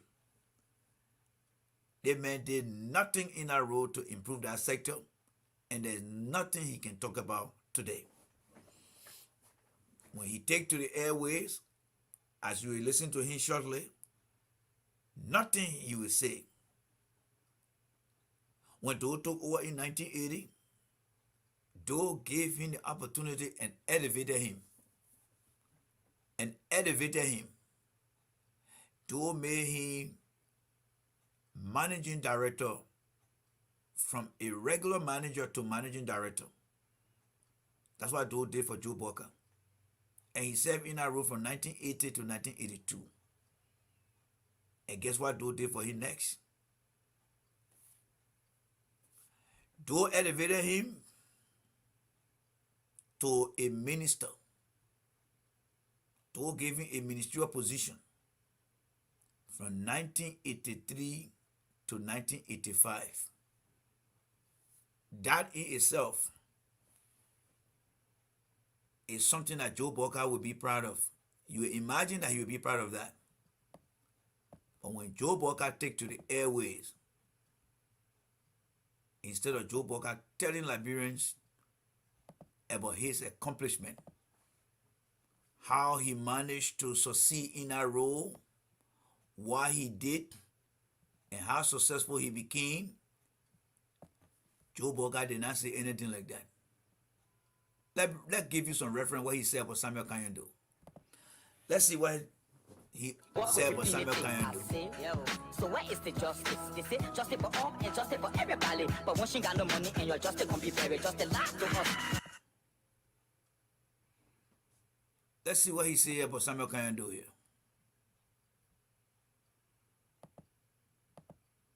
Let's see what he will say about Samuel Kanyando. America do business in a secure place. Those people that are at the empire. Let's see it. I voted for the Unity Party the first time, but the second time.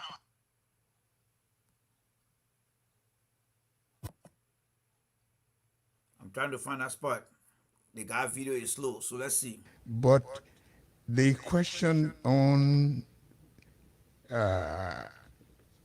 the number two man who was talking about though I'm happy that somebody called from the States to talk about, with a president, they say you serve at the will and pleasure of the president. And when Doe fired me, the same day he fired Kekula Poto. And where was I? In Yakipa, where we were trying to reform the Ministry of Culture. The problem was, Joe Boakai, you in government, you don't belong to the NDPL. One day, the late Jeremiah Tule asked me to go to the party headquarters. I said, where's the party headquarters? He said, you mean you minister, you don't know the party headquarters? I said, no. When Doe fired me, he took the longest time to replace. You see how Joe Boakai can lie? I was very young between 1980 to 1985. Very, very young. The NDPL headquarters is almost equivalent to the popularity of the MPP, the Unity Party, and the CDC headquarters today. The NDPL headquarters was on 16th Street. BBC reporter and other international reporters went to that place. And Joe Boakai want you to believe him that as Minister of Agriculture, that he did not know that NDPL headquarters was even in Cinco. That is too good to be true that Joe Boakai said he never knew that place. He lied on that show. Joe Boakai lied on that show. Imagine today, Joe Boakai was not assigned overseas. The Ministry of Agriculture was, I think, on 5th Street, next to Delta H. Brown. You drive on that road, you pass by 9th Street, 10th Street, 15th Street, 16th Street, down that road. And Joe Boakai tell you, say he don't know where that headquarters was. You come from 14th Street, you take the bypass road, you come out to Tottenham, you beat it on that right hand side, you going straight down the road. The Liberian Liberian Action Party was right there.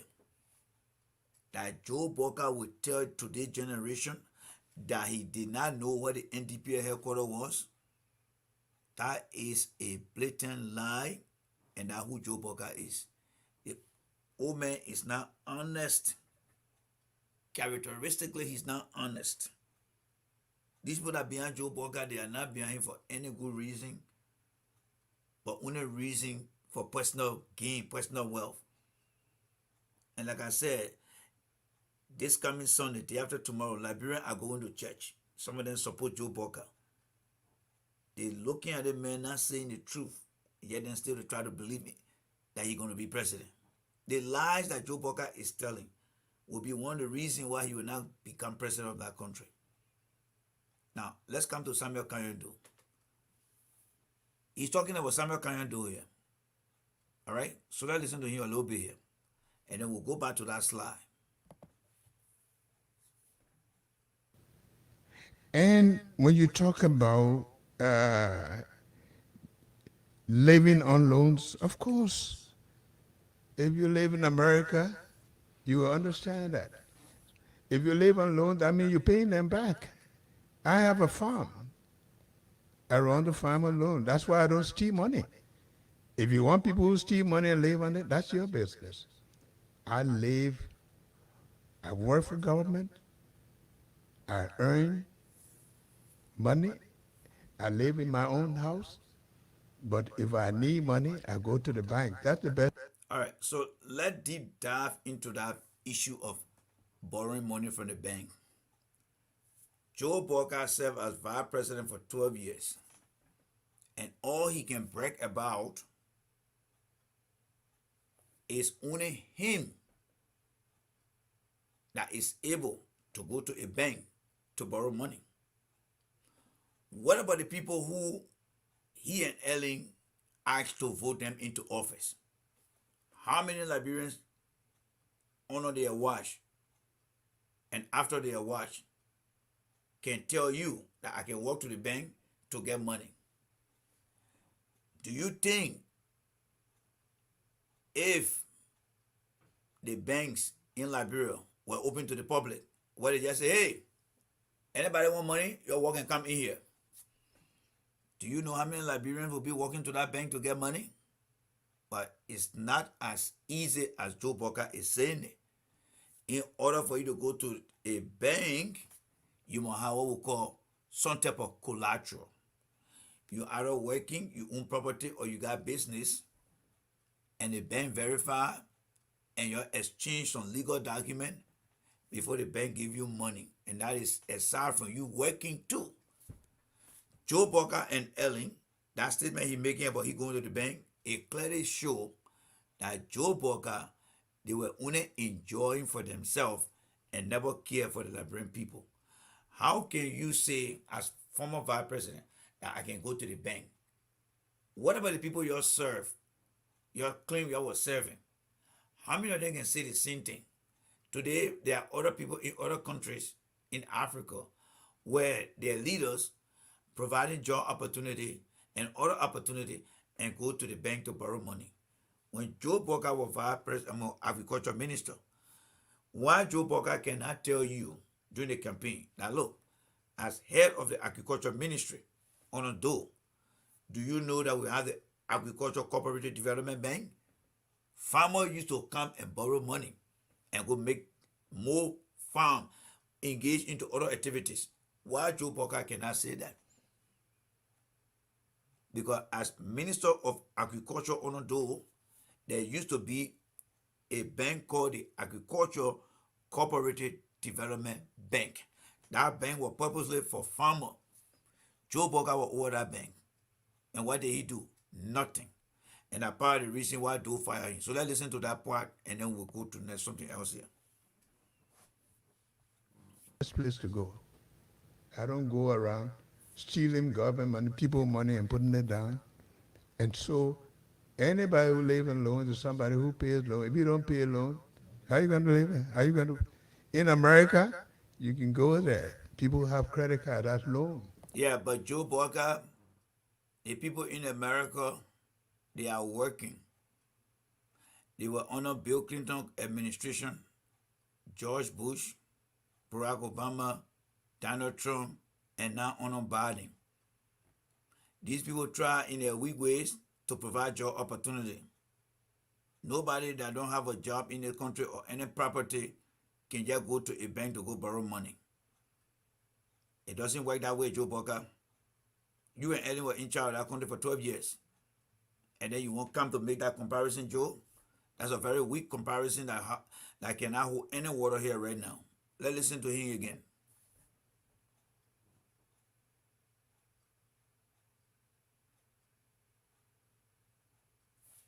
Joe Boakai, what happened to the If battery? you don't understand that.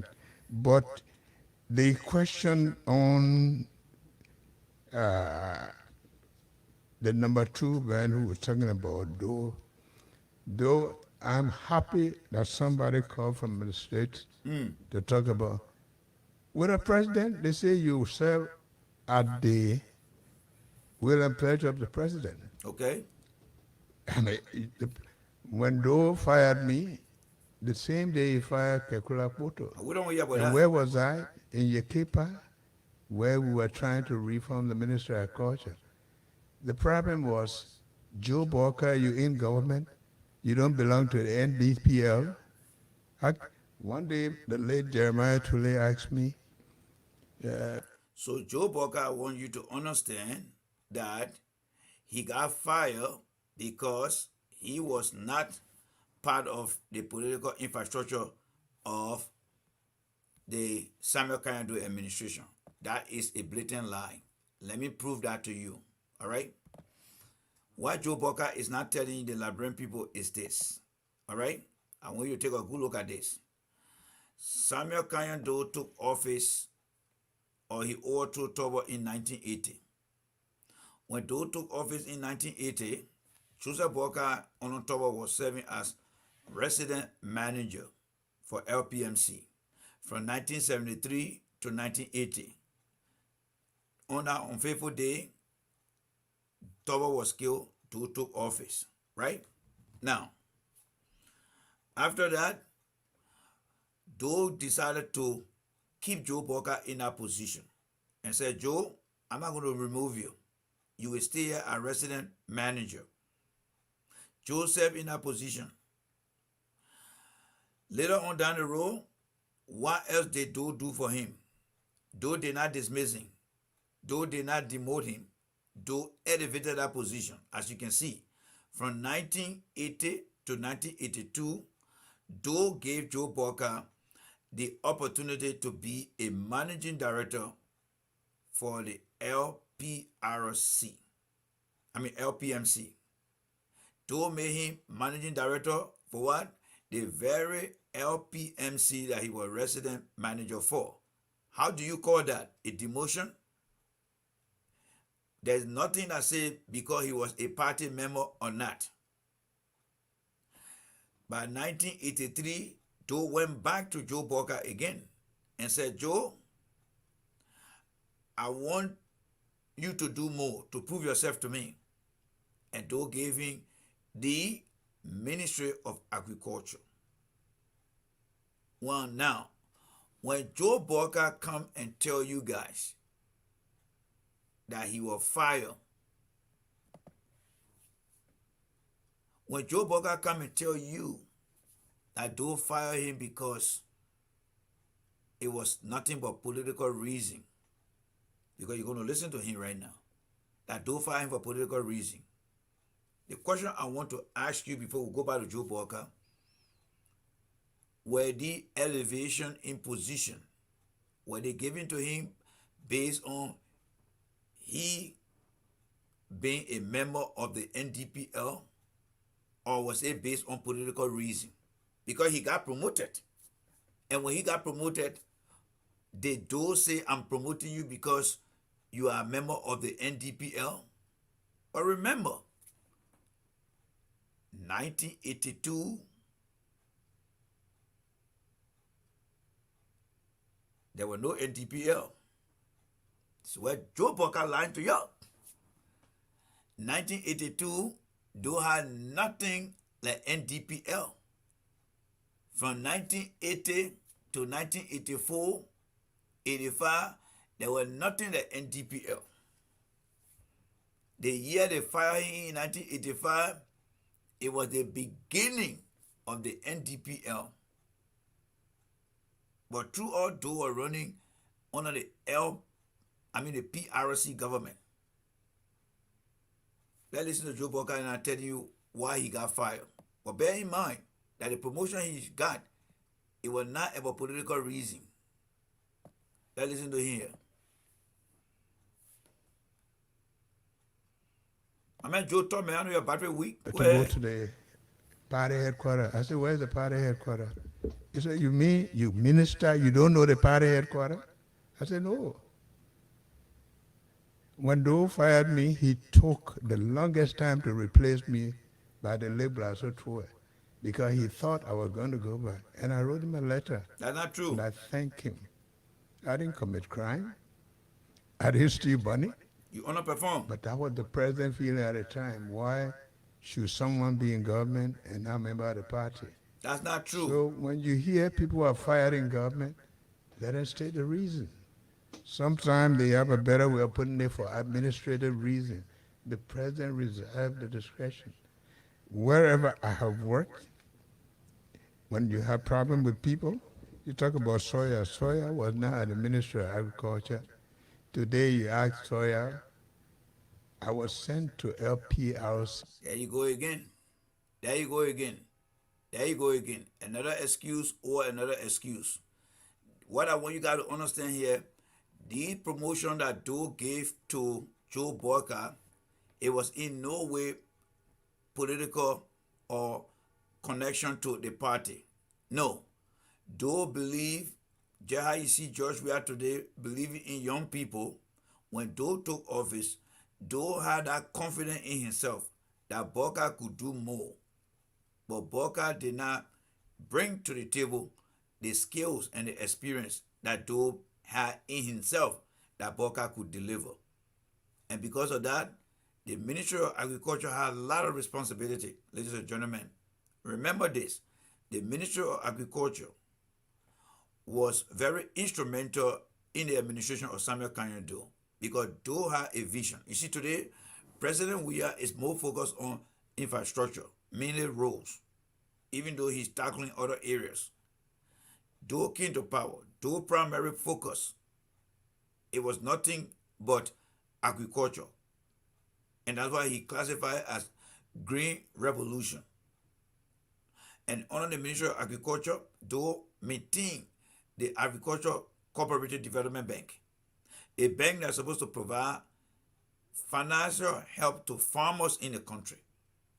Then the Ministry of Agriculture had some oversight responsibility for Cary. Cary is a research center in Bangabong County that's supposed to look at modern way, scientific way of producing food in Liberia. The Ministry of Agriculture was in charge of that particular entity. And then they had the LPMC, where Joseph Boakai served as resident manager and later on managing director. Those two positions were given to him by Doe. Doe retained him on one and Doe elevated the position on another one. And then Doe added him on his list of cabinet members. And today, when Joe Boakai speaks to Liberians, instead of him telling people that Doe elevated him, Doe believe in his skills, as you can see, Joe Boakai will come out and tell people that Doe fired him because he was not a member of the NDPL. As we walk away from this slide, I want you to remember and always ask yourself, when Doe promoted Joe Boakai from resident manager to managing director and to minister, was it based on he being a member of the NDPL? The question is no. The answer is Doe believed that he could have done something better, Joe Boakai. That's why Doe took him out there. But you see, Joe Boakai will never take responsibility for his failures. He will always try to blame somebody. That's the same thing that happened in 1982. Let's listen to him, in 1992. Let's listen to what he comes to say here about Amos Sawyer. And then we'll deal on that one quickly. Listen to him. Go ahead, Joe, talk. I know you're about a week. Go ahead, man, talk. With a letter to perform a special. Go restructure the place. Make sure you put orderliness in place. And there was an understudy. And after that, they asked me. If Sawyer were to have been asked today why he did it, he knows the reason. It was all political. The first thing we came here, I was elected. Yeah, he telling you it was political again. There you go. Joe Boakai is telling you that it was for political reason that Sawyer let him go. Let's come here now. All right? Let's come to this part here. Joseph Boakai served as vice president for Elling for as the 29th vice president. Those were his responsibility. He presided over plenary twice a week. He was in charge and provided supervisory role and function over many institutions and agencies. As you can see the list of agencies, few of them. But the question here is, what did Joe Boakai and Elling accomplish? And when Joe Boakai go to speak, he don't talk about what he accomplished. When you listen to Joe Boakai, after what you had just saw and read and understood, when Joe Boakai get to the platform to talk about why he should be president, the question you should be asking yourself, why Joe Boakai is not talking about his success in all the roles that he served as public servant, including the vice president position. Listen to Joe Boakai here. Charge. And that leadership must be conscious of the need of the people. If that leadership is not conscious, it's already talking about chartering planes, going around, singing, and taking your children, pushing them to kush. What they want to do is to destroy you so their children can go to foreign schools. And we are saying, this is your country, this is where your life is, and we will be under obligation. I am saying to all persons, when you come to GMB government, you better come with clean hands, because we're not going to allow people to steal people's money and live. You work, you earn. but it's to build the lives of these people that stand there to put you in office. They are the ones giving you the job. When you vote for people, you're giving them a job. So you see, the nonsense thing that Joe Boakai always talk about, the man has no message for the people.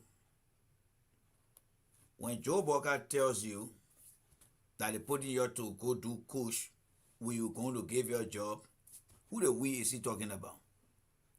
This is the man who claimed to have 45 years of public service experience, and then he spent 12 years as vice president. What happened to the record? What happened to his accomplishment? What did he do in each role that changed the lives of people that their children benefited from today? When he was a Minister of Agriculture, what vision did he put forward to do that resembled what Doe was looking for or came close to what Doe was expecting? And how successful the program became? None of those things Joe Boakai has said on any of the campaign trail. Because you listen to Joe Boakai on 50-50. That everyone who he served, they fire him for political reason. It was not for political reason. Joe Boakai is a very incompetent old man who is very obsolete and cannot fit in today contemporary politics. But his followers who just want to enrich themselves continue to push him, thinking that his age will give the Liberian people sympathy to vote for him. But that's not going to happen, because we want you to clearly understand that Joe Boakai's age has nothing to do with the future of Liberia, and it has nothing to do with him being incompetent. You can be young and be very competent by understanding what you are good at. You can be very old to explain what you have done, and Joe Boakai fit neither of those characteristics. The man is more of a liability now. The message Joe Boakai brought in 2012 was the failed policy he and Eddie Johnson said he put in place that really dehumanized the Liberian population. And based on that, the Liberian people rejected him. And after that, Joe Boakai sat down for 12.5 years. For 5.5 years. And did absolutely nothing. But now Joe Boakai is coming back now and want to come as someone who never served in public service. That's why when you listen to him, he cannot tell you about his past record. Neither can he tell you about what he and Ellen succeed in doing for the Liberian people. But now he wants to present himself today as a new candidate that knows nothing about the history of what has happened in Liberia. And this is what we want to remind you, want to redirect your mind, that Joseph Boakai's message has no substances in it because he has no experience. Now, when we talk about George Weah came to public relevance when he became senator.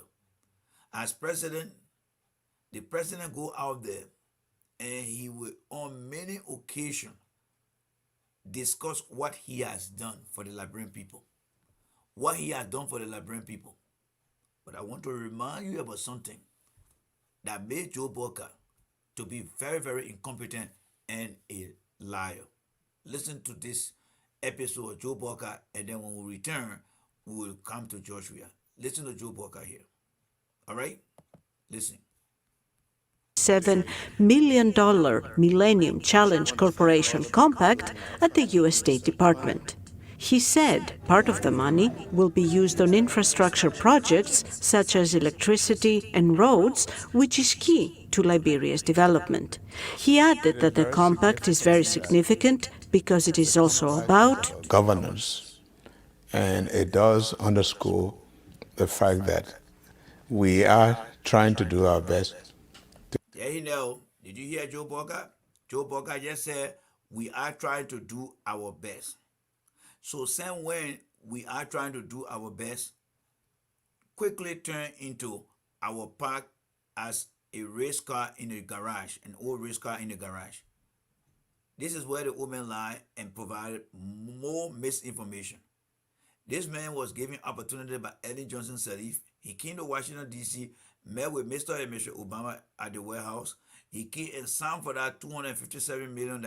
And right now he's telling you what was the purpose of that money as you're going to listen to him again. But the question here is, Why isn't Joe Boakai telling you how successful he and Ellen managed that country with all the money and with what he's saying here right now? So let's listen to him here. To put the right institutions into place. Critics, however, express doubts that this will solve Liberia's electricity problem that has persisted for decades. Mr. Boakai argues that Liberia's problem did not just start 10 years ago. We inherited that problem and... Oh, wow. You inherited that problem, right? So what about the drug issue? What about the drug issue, the course you're talking about? Wasn't there Doogie or White and other stuff under your administration? So what will happen is George will come out tomorrow and say, hey, we inherited the drug use in the community here. What do you think Joe Boakai going to say? Joe Boakai is telling you that they inherited the problem, right? And as you understand and know, the issue of drug is been mentioned so many times in BBC report as to how the young fighters and other Irish fighters were drugging the case and they themselves were taking drugs to withstand the battlefront. And Joe Boakai now is telling you that they inherited stuff. Let's come all the way down here to something here that I want to bring to your attention here. Let's listen to Joe and the Boakai. challenges we have. Mr. Boakai explained that rebuilding the country's infrastructure is a lengthy process and one that may often extend beyond a presidential term. The Liberian vice president also announced that he will run for the top seat to succeed President Ellen Johnson Sirleaf during the 2017 presidential elections. He said he is running on Sirleaf government's record. Okay. Joe Boakai said he was going to be running on Ellen Johnson Sirleaf record. He got defeated in 2017 on the Ellen Johnson Sirleaf record, right? Why isn't Joe Boakai running on Ellen Johnson Sirleaf record? What record is he going to be running on now? Joe Boakai cannot separate himself from Ellen. They did everything together. But because Joe Boakai knows that Ellen record was not good enough, he tried running on it in 2017. He got flopped. So now in 2023, he's trying to act like he never participated in any government. And all he wants to do is to point on things that he see happening in the WIA administration. But he cannot reference what he and Ellen did to really prove that WIA is not doing anything. And this is where we want your attention to be focused, that Joe Boakai has no agenda to run on. He making us stuff that are just empty promises with misguided information. He has a record working for Tobo, Doe, Sawyer. Why can't he use those records? He cannot, because he was fired for poor performance. And he cannot tell the Liberian people what the Liberian people already know. So he cannot say it. He cannot say it. You know what he's saying next? Whatever happened in Lofa the few days, Joe Boakai is the cause. Or in a 4-year era, Joe Boakai is the cause. You know why? Those children reacted on Joe Boakai comment. You will remember when Joe Boakai made a comment a few days. All right? When he made a comment a few days, right there. All right? Let's go for that video. Joe Boakai is the one that instigated what actually happened in Foya. It was based on the statement he made. People follow their leaders. Many Liberians love to follow people.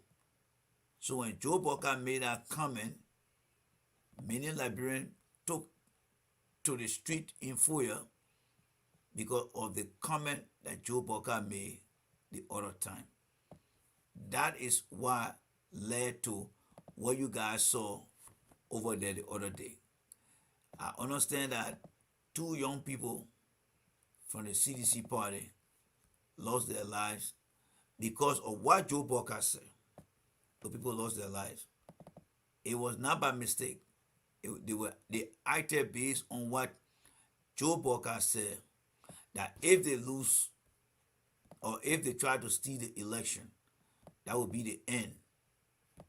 The children already now start reacting to Joe Boakai coming. That is why Joe Boakai need to apologize to the Liberian people. What happened over there, it was things that the children decided to do based on what Joe Boakai has told them. Yes, that's what happened over there the last time. Now, let's move on to George Weah. For me, I will say this to every one of you guys. George Weah is on top of his game. He has been campaigning and have been very, very on point with his message. Yes, Mr. Weah have been on point with his message. From the day Mr. Weah said, on the very day, let me remind you here, when Mr. Weah came out and made his comment, we're not going to play the whole thing here, but I just want to draw your attention here. When the time Mr. Weah said this thing, you gave me 6-year mandate. Now, give me my 6 years and see what I achieve. When you are not happy, when you go to the next election, you will decide what to do. So that is how Mr. Weah has set the tone for the people of Liberia. So now, what is he doing here today when he goes around, when you hear him? When you go around and hear him, what is he trying to do? He is trying to explain to the Liberian people the 6 years that the Liberian people have given him and what he has accomplished so far. So let's listen to a few here. Let me please invite the CPP former members that join us to come to the podium so we can dress you so you can look like us. We appreciate you. Thank you for listening to the people call. It is important. You can see today, even though they came to you say I'm not a right choice, but I can tell you, like I said to you, elect me, you will go to free school. Today you have free education. I told our young people that go into YS will get you a free YS fee. Today you can see it. So if the people keep coming to you and telling you otherwise, just let them know that they are not telling you the truth. So there you go. All right? Hate him, love him, argue with him, say what you want to say about how he presenting the case. The reality here is whatever Mr. Weah talk about are things that he has done. He believed in everything that he has done and he provided that information to the people of Liberia. That means that Mr. Weah is running on his promise that he made to the Liberian people. Now, when you look at Joe Boakai, the man who served with Ellen for 12 years, they had their own policy. How come Joe Boakai cannot explain what he and Ellen did? Whether it's the education sector, what did they do for the children of Liberia? Whether it is the agricultural sector, what did he and Ellen do? The security sector, the health sector, the environment. Have you ever listened to Joe Boakai? I'm sure some of you guys have. What has he told you guys that he and Ellen did for the people of Liberia? When he condemned George Weah, it's good for him. But what is he bringing that he and Ellen had accomplished that Weah is ruining? Nothing. Nothing. But Mr. Weah, wherever he goes, he talk about his accomplishment. Let's go again to another video. Let's go to another video and listen to Mr. Weah here. That's a culture. We don't like it. All I want to say to you, those that are coming to you and telling you otherwise, I'll say to you, don't mind them. When your roads are going to pick your roads. You see, the days of But one person coming on behalf of Nima Kante, those days are over. Nima Kante will never be the same again in our second term.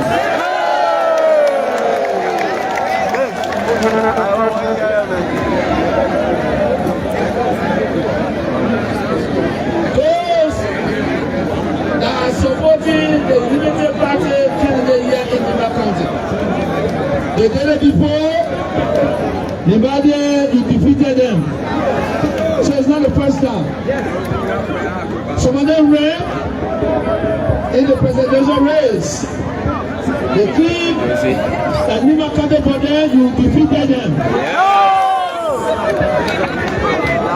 We all are on record, and you voted for me. I'm confident that you vote for me again. Young people, this is our time, this is our movement. Let us seize the movement to change our country. You know, when people lying to you, it's sad, but see, we don't want to repeat it. Because if we repeat their lie, it's warranted. But I can tell you that those people that are saying that, I heard the other day they said that Joshua got Nima Kante put money. Well, most of you are smart students here.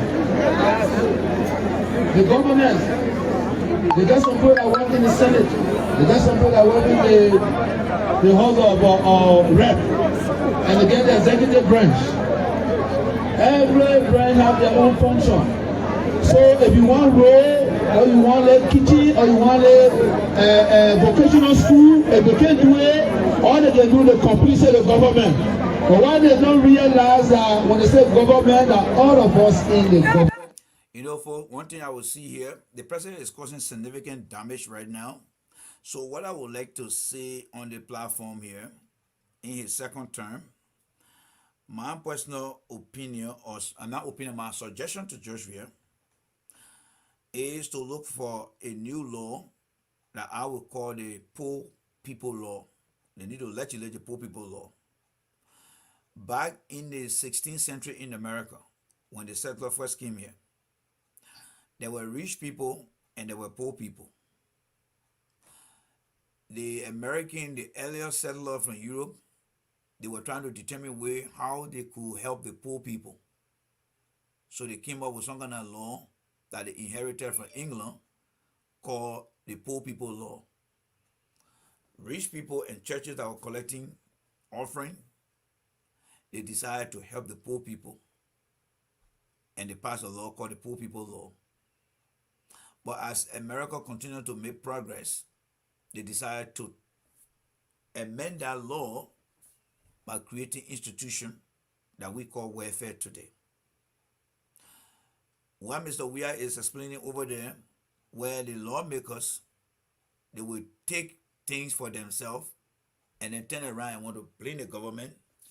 The president is providing an eye-opener now to the younger generation. And there's no better generation that you can educate now than the younger generation that he's speaking to. I would suggest to the president, starting next year, to begin to speak to his partisan lawmakers, to begin to legislate a law. It might not be the Poor People Law, but something like the law to uplift people out of poverty, where money will be set aside to be put into an institution that will begin to help Liberians who are living in extreme poverty, and they will step out the collection of taxes to be able to help people.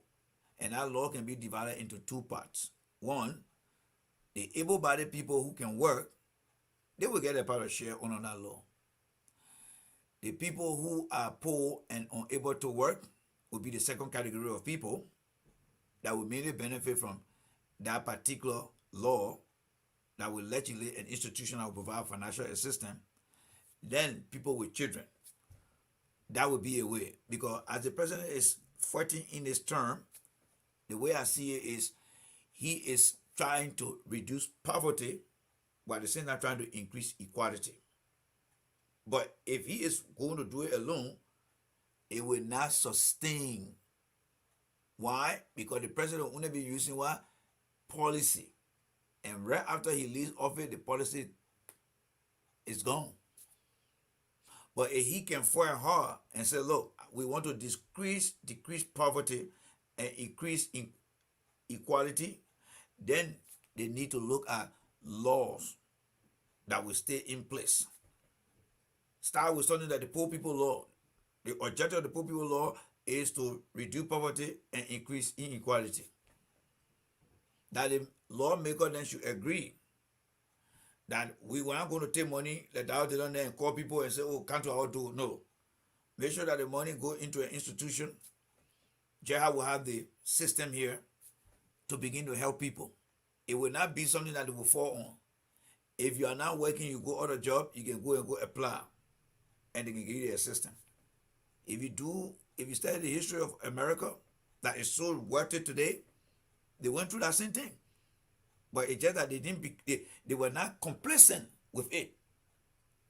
They only utilized that period of time, but at the same time they were working hard to get people to work. If not, the lawmakers then, especially in the opposition, they will want to use whatever they can get to increase their salary and only get to post more money, and they will not be able to move the needle to bring poverty down and to try to lift equality up. In fact, it will be increasing more poverty and decreasing more equality. We don't want that kind of mathematics. We want to be decreasing poverty and increasing equality. So that's something that they need to look at and provide the opportunity for that. So the president is destroying Nima County right now. When he said that there will be no more lawmaker come here and say, either for me, and if it's not for me, it's no way. You know, those are the people, you gotta go to church. The Bible said when Jesus died, the veil in the church opened up. Booyah! That means anybody can stay in the comfort of their home and say, Lord Jesus Christ, please forgive my sin. And God will forgive their sin. The message that Mr. Weah presented today in the video, as you're about to listen to it, it destroyed Prince Johnson. And that's how the message should be going. Because remember, the younger generation, they don't know what Prince Johnson did. They wouldn't see him and their parents tell him, oh, that man our hero. Well, he's a hero. But what I see around here, I don't see anything that made him to be a hero here. I can relate to this guy here because what I see him doing is close to my understanding than what I see that man did or I didn't see that man do. The children are seeing Mr. Weah doing things for them and they believe in him. So let's listen to him more.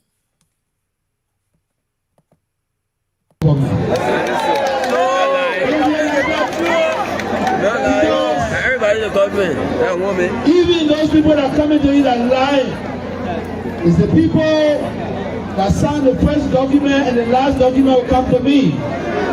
So if somebody that signed before you come to me and tell you say that I owe them money, it's just a joke.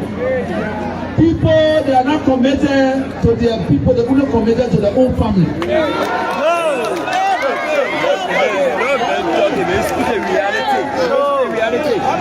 As a Liberian, I believe that is our country.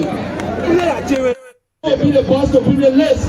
Those things cannot work with me because I'm different. That's why you see people getting angry. Okay, we have any document that one signature missing, I refuse to sign it. And that's the frustration. That's the frustration.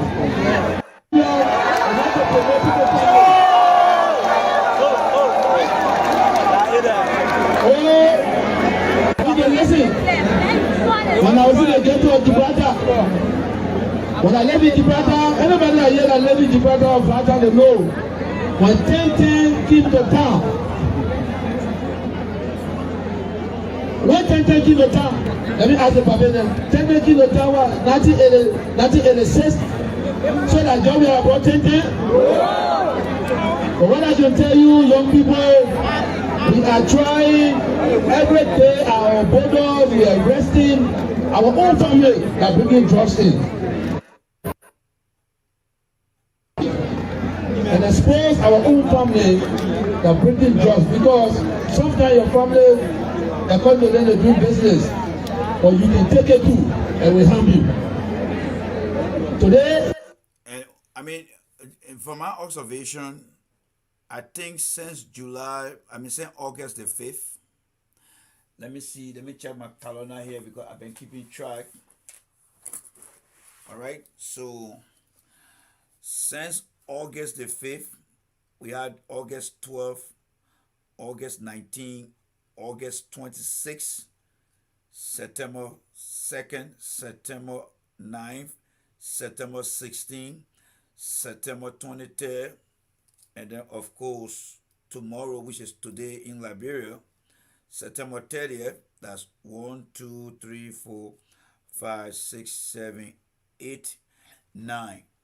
So we are in the 9th month of this campaign. The president has been on an exponential growth of his campaign. From the time he started, the message has been very consistent, and I think that's the best thing, because what we say on the platform, we want to look at the character, we want to look at the issue they're going to discuss, and the development, I mean the issue and the solution they're going to provide, and where they want the direction to go. I think, in my opinion, someone who criticized the president a lot, from what I've seen so far, the president is leading the charge on the message. He's actually giving the central message. The central message of any campaign is to determine what needs to be done. And he has done it. He has done it.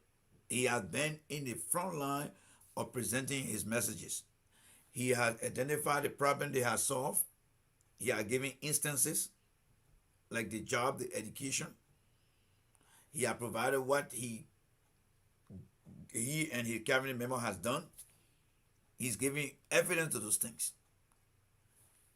I don't hear about Joe Boakai for coming on my list. You can just forget it.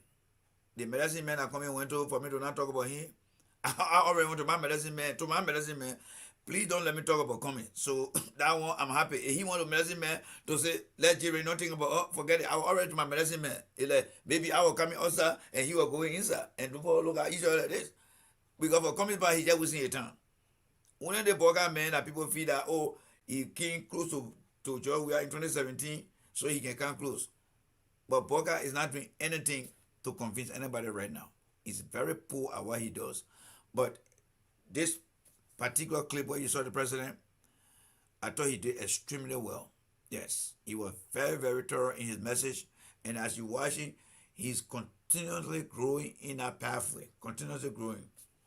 And if the election was to go on, campaign season was to go on to the middle of October, he will destroy them before he even go. But I think he had done significant publicity on his deliverable, and he's getting very good at it. And I don't think he should give up in the last minute of time that they have.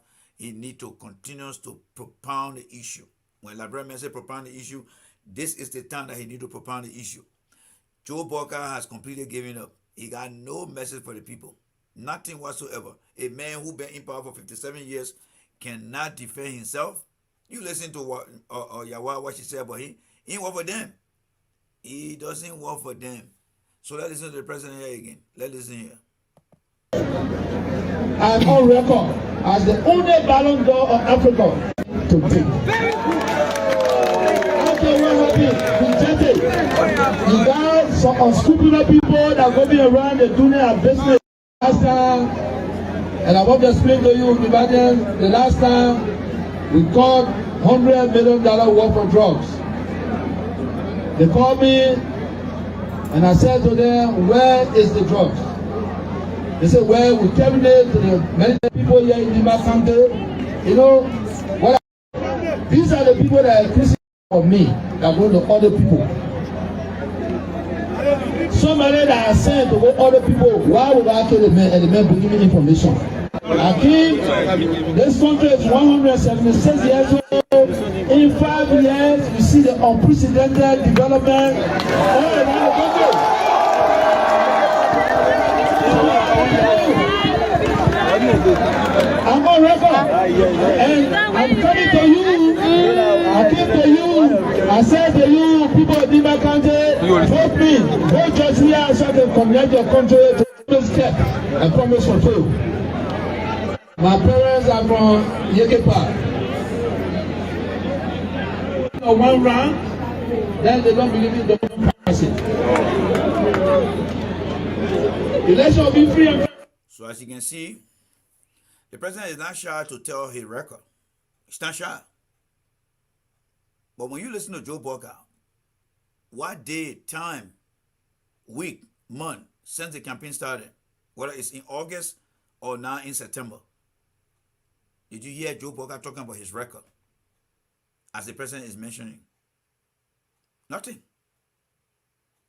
The man has no record. Joe Boakai record died in 2017 when he got defeated by George Weah. That record was crushed. You didn't see Joe Boakai going anywhere to go and work as vice president for someone to come back and say, hey guys, I'm back. You know, I got defeated by George Weah in 2017. Guess what? I served as vice president in the Royal and so I'm back. No. Joe Boakai is bringing the same old record. The record that got defeated. And furthermore, Joe Boakai had deteriorated already. The man is a medical liability. That's why he don't tell people the truth about who he is. He's sick. I'm sorry to say that, but we need a leader who need to go through some functional capacity testing or exam to determine his overall health to be able to adequately perform the duty. 1 minute he campaigning, the another minute he bypassing the airport, going the place. Joe Boakai got no message for the people of Liberia. But I'm glad that the president is really hitting home with a message. And that's why the young people need to hear. The young people will take George Weah to the finish line. I can guarantee you now. The Alpha generation, the millennial generation, or the generation Z or X, they're going to take George Weah. And that's why I said the other day, the number 18 is not by mistake. That number 18 I was giving to George Weah, people laughing, is for the first time voter. People start voting at the age of 18, right? George Weah was in opposition for 12 years. He became president for 6 years. That's 18 right there. And the first time voter, they are going to be 18 years old. Do you think that mathematics is for nothing? No. There is a religious, there is a political, and there is a human intelligence behind that number. And that's what I'm giving to you here tonight. That 18 is not for nothing. Young people are going to commit themselves into George Weah's hand at the age of 18 by voting for him. He is going to take them to the finish line. He understood the 12 years of Ellen blunder and Joe Boakai blunder. He took 6 years to fix some of it. The 18 years old are coming now. Their eyes are opening. They want to open their eyes in a man's hand or leadership that will take them to the next level. Does Joe Boakai know that somebody that will rescue himself before going to rescue somebody? Let's try to finish all the thing here. All right? Let's finish this. And you go to the polls. You say you're going to get George Weah 1 round. But you see, it's so ironic that some of them that say that we will beat George Weah 1 round. You get somebody 1 round and somebody can tell you they will give you 1 round.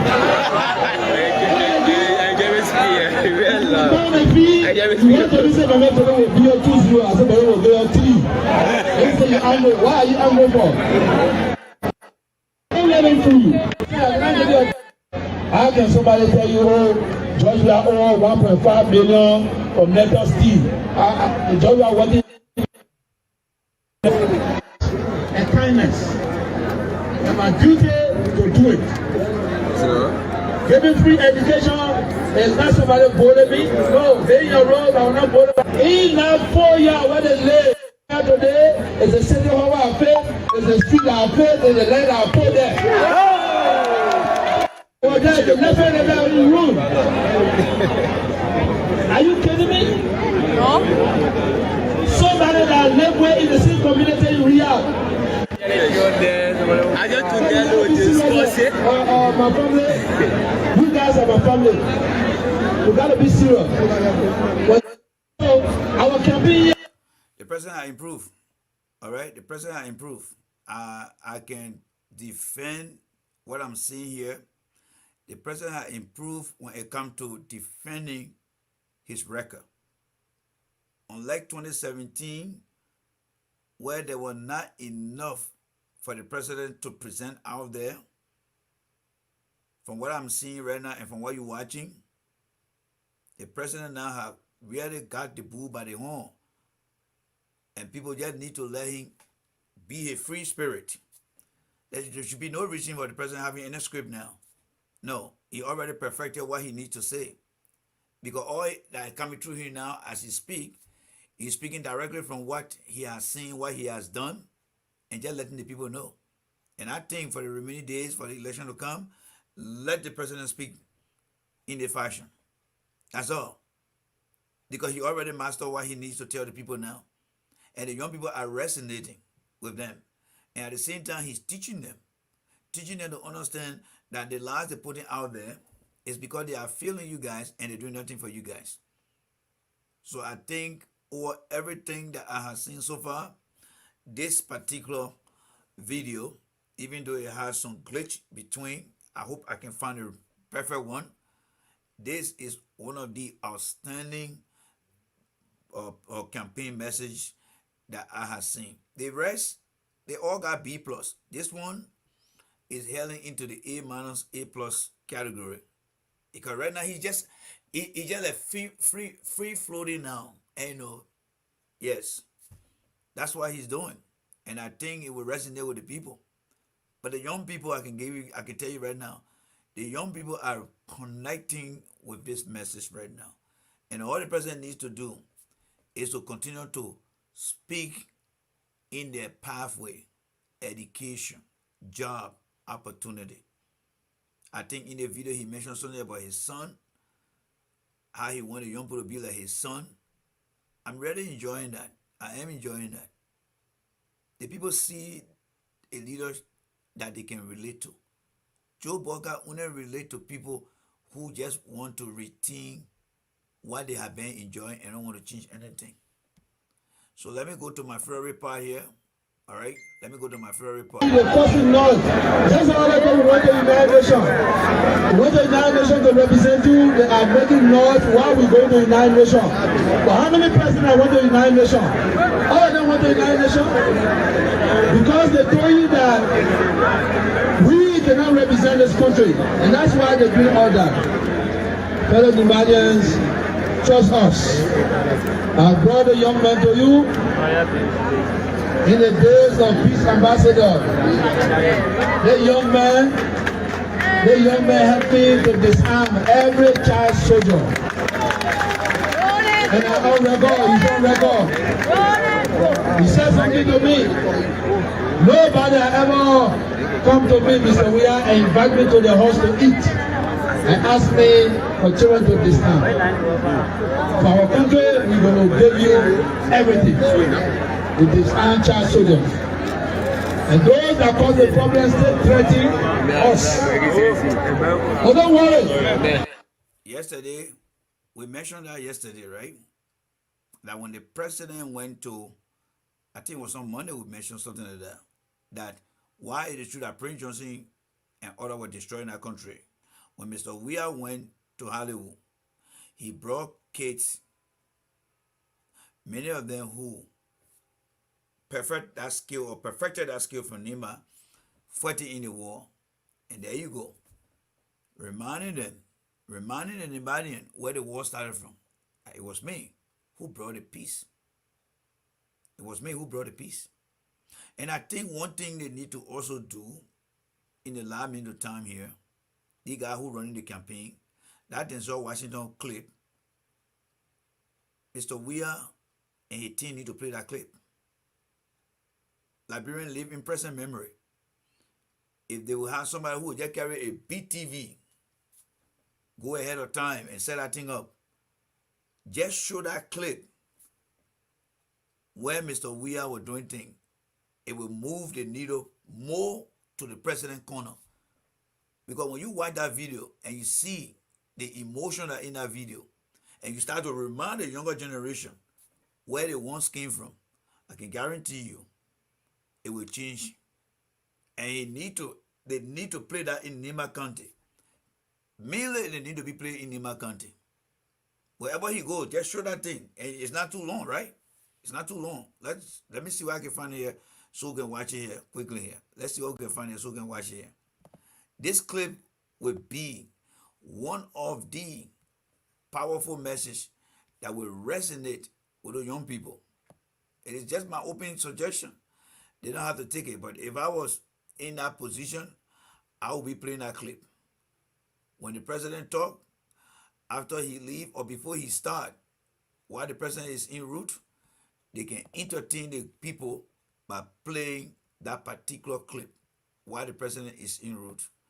If they do that, trust me, by the time the president comes to speak, the people will already be in full gear to listen to him, because by then they will be able to see exactly what he has done for them. Because he just mentioned something which alerted me to bring about that video. Let me see where I can find a video here so you can actually see what I am talking about. Let's watch the video here quickly here. Just watch the video.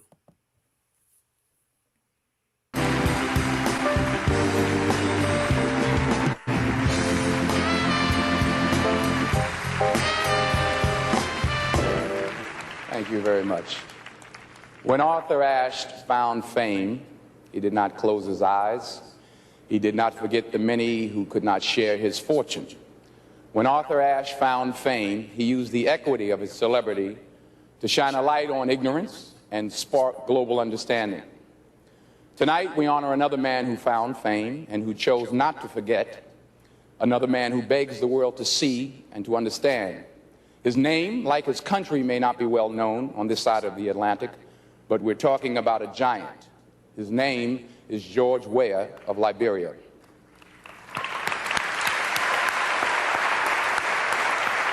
George Weah is one of the greatest soccer players of our time, from a nation where chaos has been the rule and where children are born killers. Spit upon, his house burned, risking death over and over again, George Weah has nonetheless gone home again and again and again. His relentless message of hope defies reason in an age of mindless terror and bottomless hatred. But this is a man born to be a striker, born to finish what he starts. George Weah refuses to close his eyes, and George Weah will never, ever let us forget how much work there is left to do.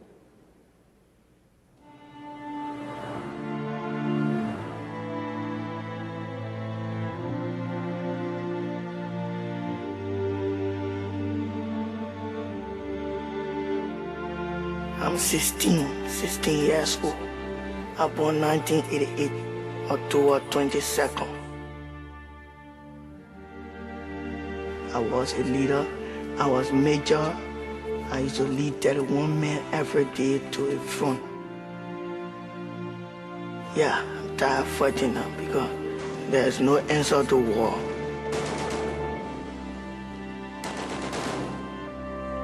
I want peace for everlasting. I want for peace to be in the country for everlasting. It began in 1980 with an assassination and violent coup d'etat. The government, in place for 133 years, was overthrown. And for over 2 decades thereafter, Liberia was overcome by civil war. Millions were displaced. The landscape was ravaged by poverty and disease. Hundreds of thousands were killed, including nearly an entire generation of children who had been drugged, beaten, and brainwashed to serve in the murderous campaigns of warlords. The children here in Liberia have suffered enormously. Many of the kids, they've never done anything except hold an AK-47 and take lives. We think maybe even up to 15,000 children have been involved in this war. They don't know where their mothers and fathers are, don't know where their brothers and sisters are. They are so angry about the war, they are so tired, they know the opportunities they've missed, and they want a future.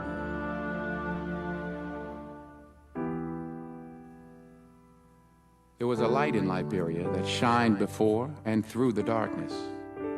A game that offered a way to forget the war, and for one man, a way to rise above it altogether. George Weah grew up here, abandoned by his parents. He was one of 14 children raised by his grandmother. The only education he ever received was in the angles and artistry of soccer. His only classroom a dusty pitch near his home. And he quickly progressed from student to master of the game.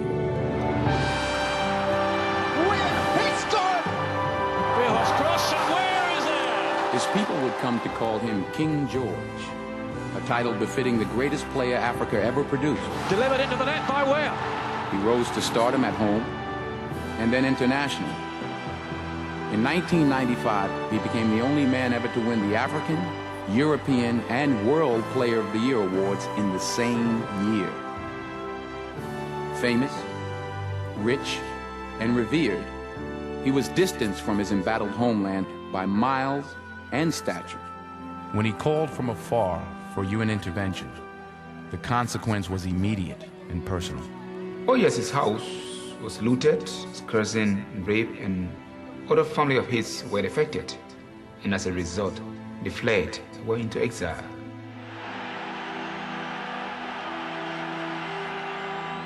Liberia has been such chaos and confusion, and it has affected George.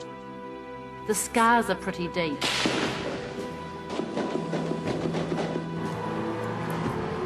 In these years, because it was very difficult for me, coming from practice every day, watching television, Liberia on the news, people running away, people dying. So all I said to myself was, look, what can I do to better the situation in my country? I felt that Liberia is my country, that's my country, I must come back.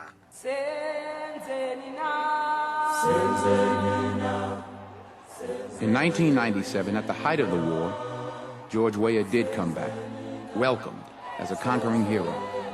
He supported the national soccer team with over $2 million of his own money.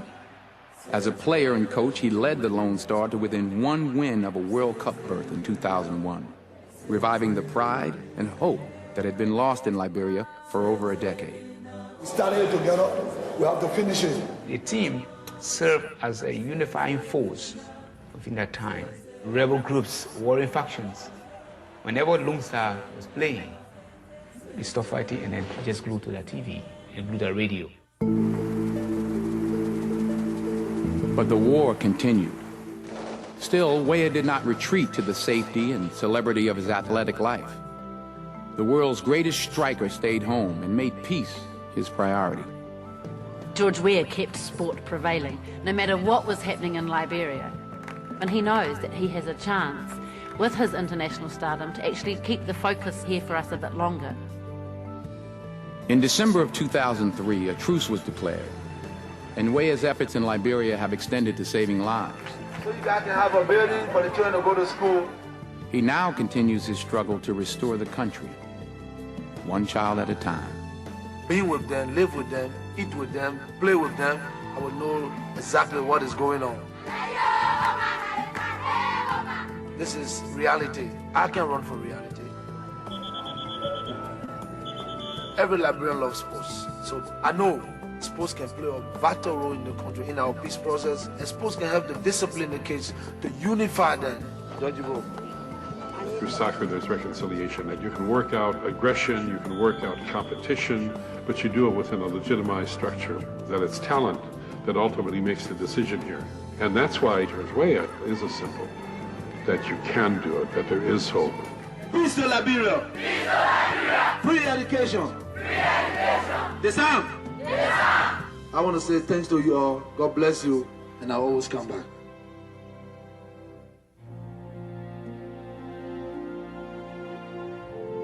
He came back because it was home.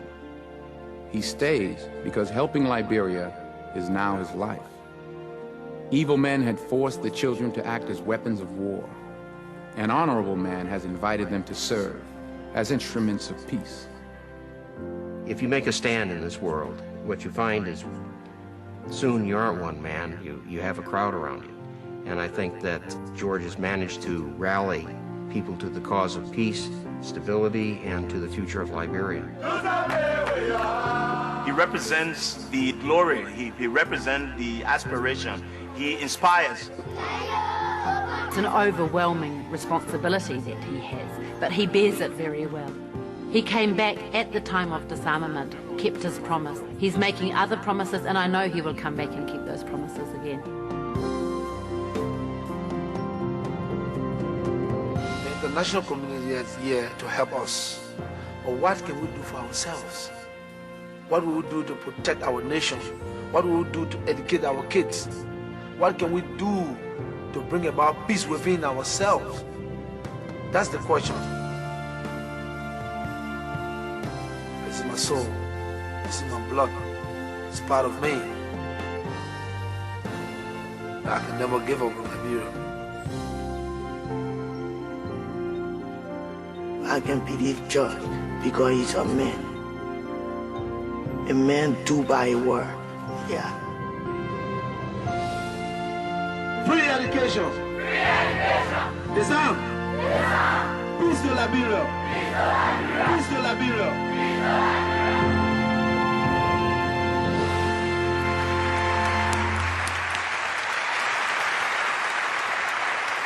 Ladies and gentlemen, it is my honor to present this year's Arthur Ashe Award to George Weah.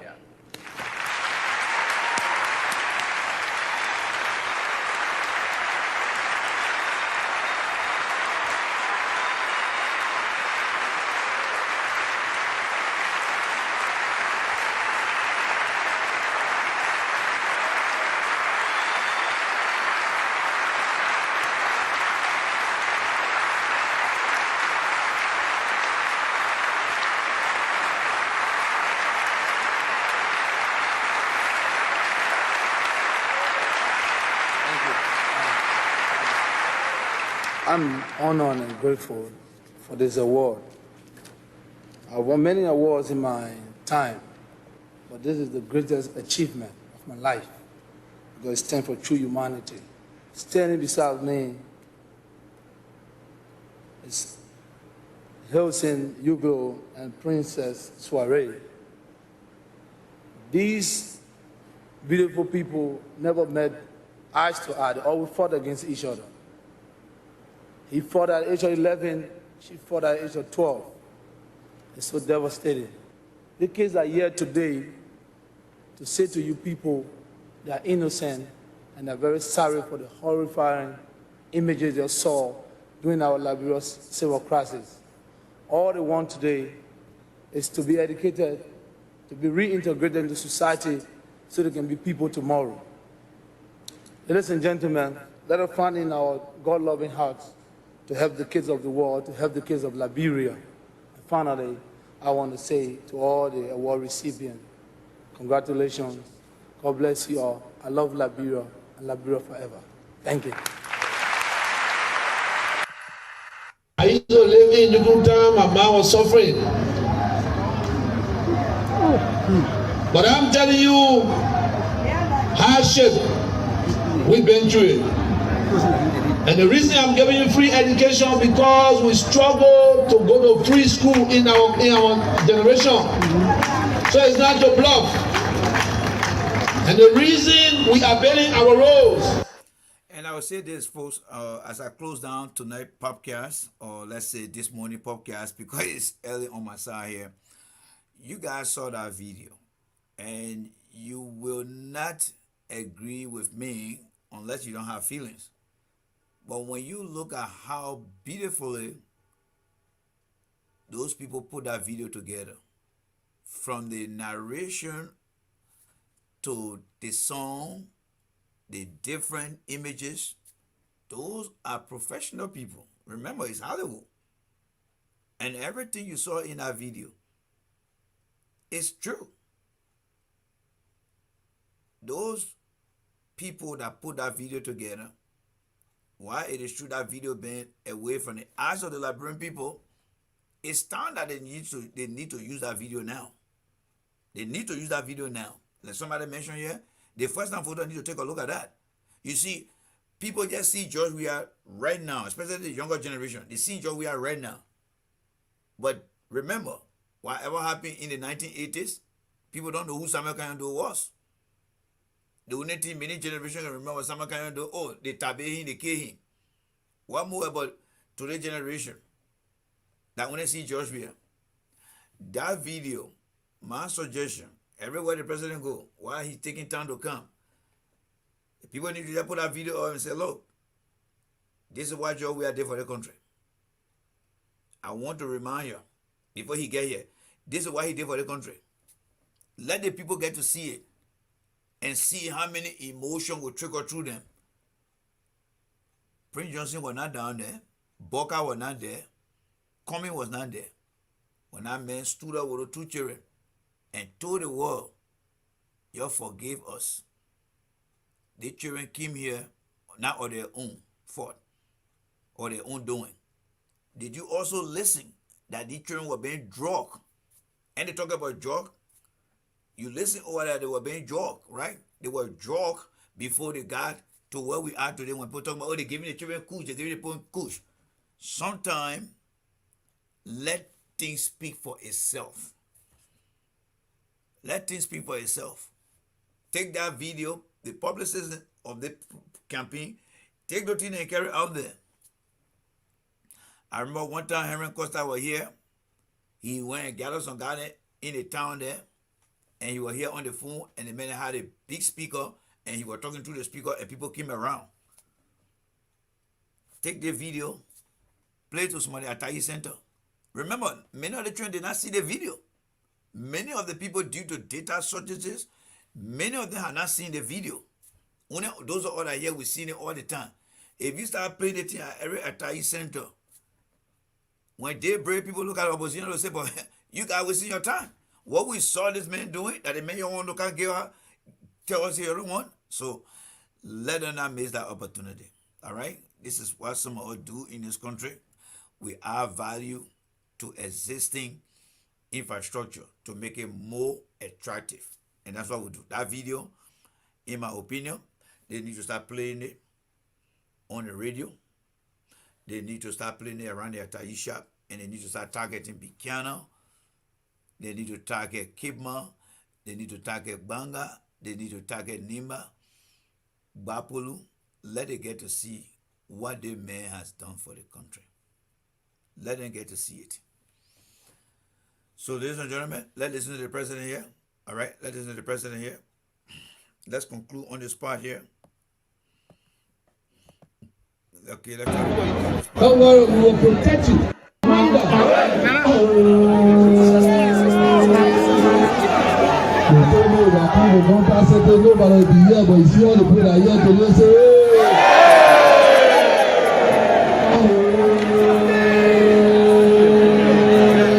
You see people that say the car was parking and the motor going, the tire going, and the people say they come to rescue you.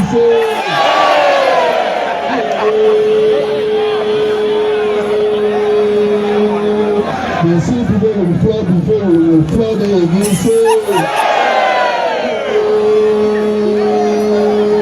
You see people who run with bigger again.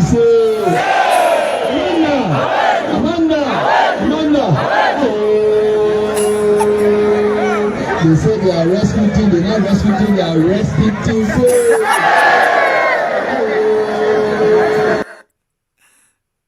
Yeah, this is the image that I really like. This image here. As you see the image, this is the sound of the people accepting the president. This is a hand of a very young man.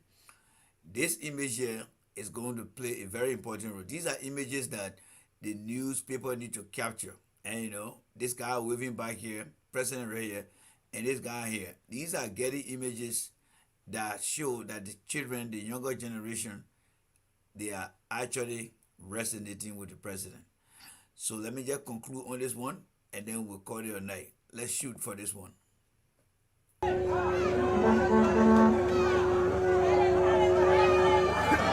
JC Fana Conseil, so oh.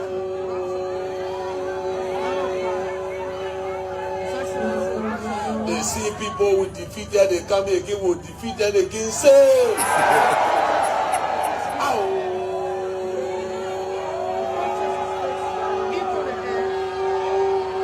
And the song says battle cry. They not new people that they see people who will defeat them, say.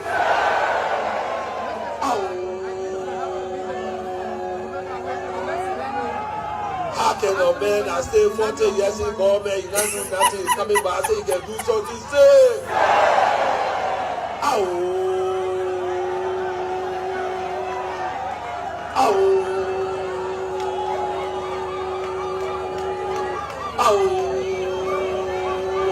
I say to you, don't mind them, don't mind them, don't mind them, say.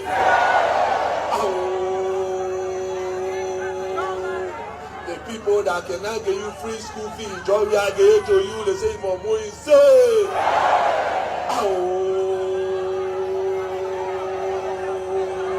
The developmental president of the Republic of Liberia, say.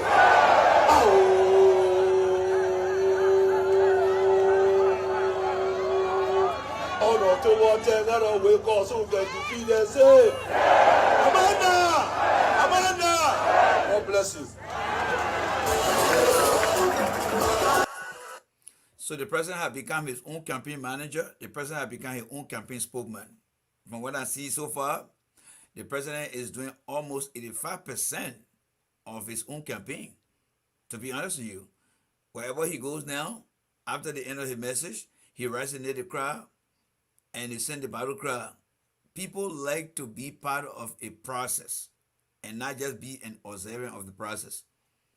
Many times you will not find Joe Boakai encouraging, because remember, we are into a new age of generation, and the president is a portal between the aging generation and the incoming generation. That is the place he is right now.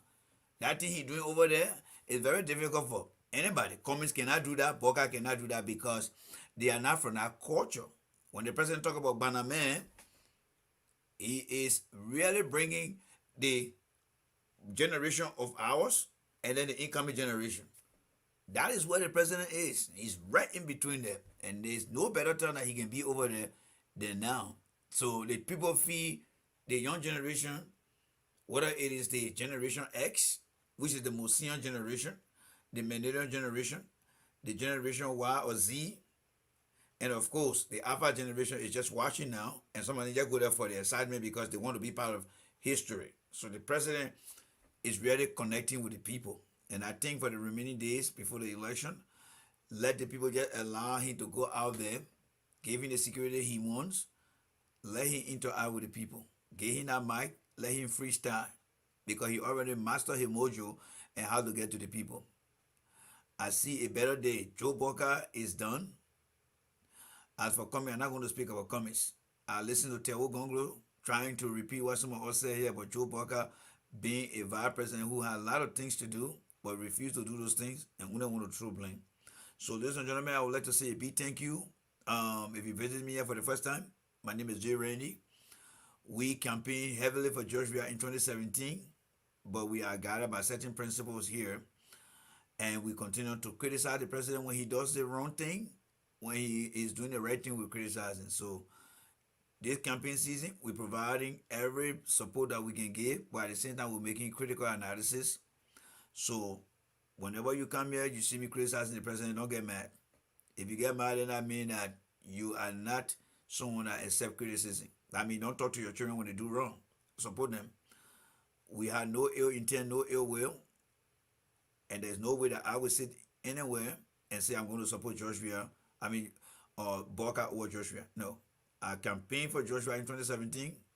The only thing I told the Liberian people back then, and I'm going to remind you what I said, if he does the right thing, I will come and praise him here. If he does something wrong, I will come and say, Mr. President, with all due respect, this is wrong. You have to fix it. Because he is the president that is going to take the next generation to a better Liberia. And in order to do that, he has to withstand the criticism. Before he won that Ballon d'Or in 1995, I know and I believe, and he can attest to that, there were coaches who told him, say, that game you played today was not correct. Try to make it better tomorrow. That's the same political football game we're playing here.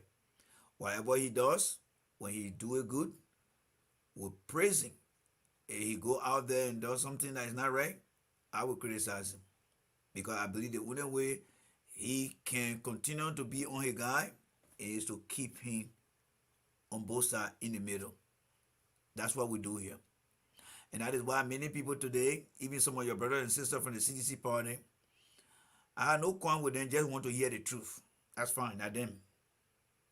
But the only thing I can tell them, they shouldn't get fed with the opposition who say that Boakai is the man, nothing wrong with Boakai. Until we begin to balance things out, to say, you know what, we can go wrong, we fix it, we can come here, we go right. I understand. Everybody will not want to be on a platform that will want to criticize things. But for me, that's just me. I ain't know. That's just me. Whether it's the white man trying to look at the black man and say, you want for shit, you two tell a human being when I there, I say, no. We are better than you. We got people who are better than some of you guys here. That's the same way in politics. When your leader is not doing the right thing, I will come and tell you that. So I would say for you guys, the newcomer, I'm very difficult in a sense that I go by the rules.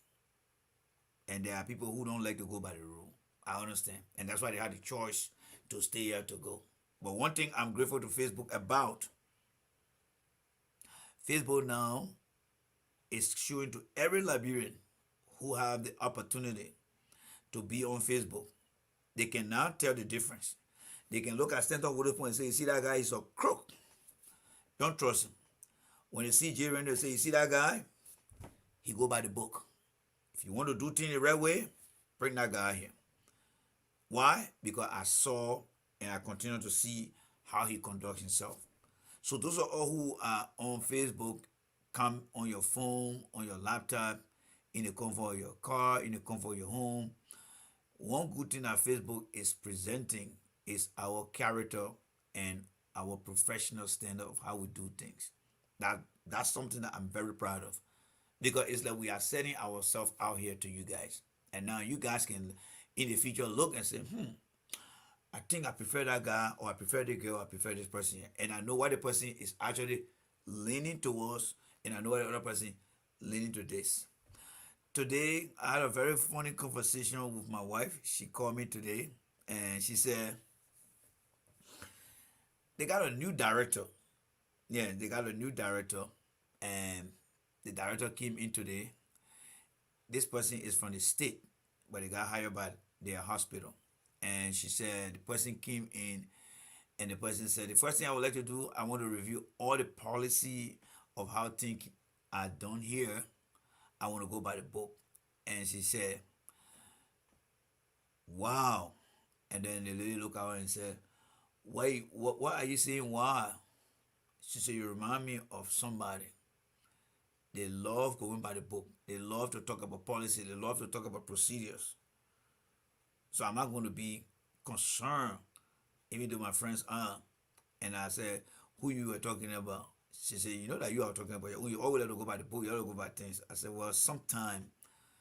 I'm just trying to say that every one of you guys that watch all the different shows, one thing I want you to take away from every one of all you watch, know our strength, know our weakness, know our opportunity for improvement, and know the threat that we poses. Use the strength and the opportunity and gain from it. Look at the weakness and the threat and try to put in place preventive measure and use it as your guide that you will not fall into things as well. And that is what we try to do on the platform here. So I'd like to say thank you guys so much for the opportunity. One person that enjoying the show right now is my man Henry Yango, because he's somewhere there in Australia.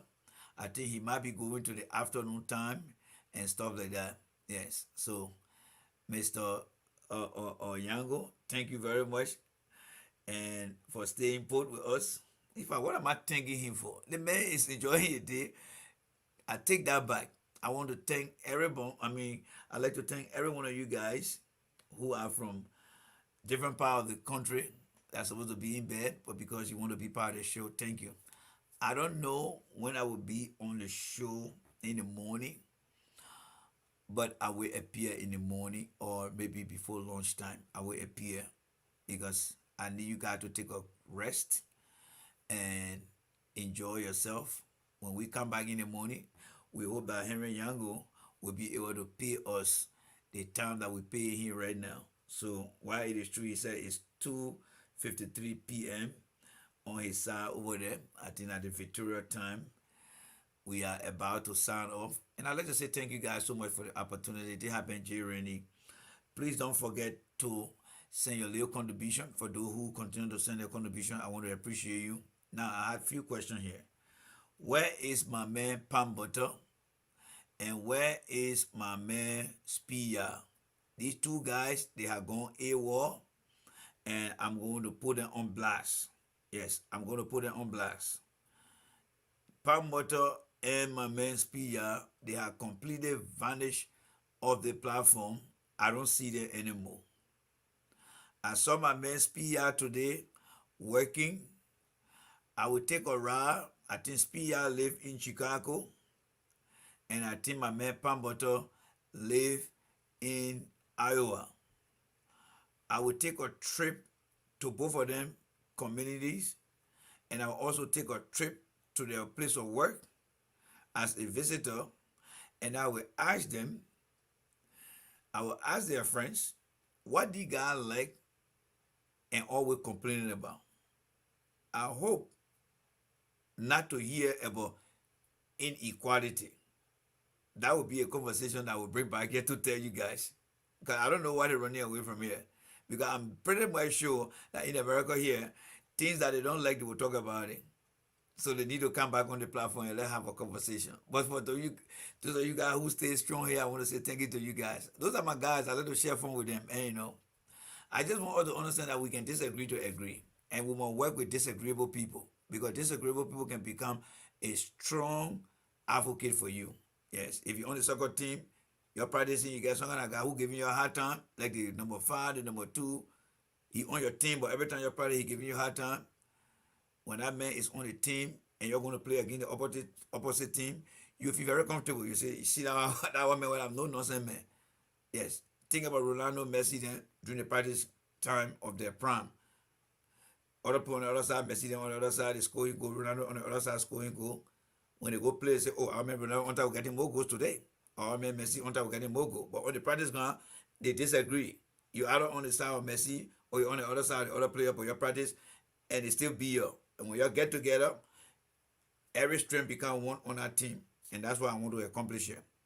Every citizen need to come in and listen. We don't insult here. We just make sure that we look at things and we see what is right.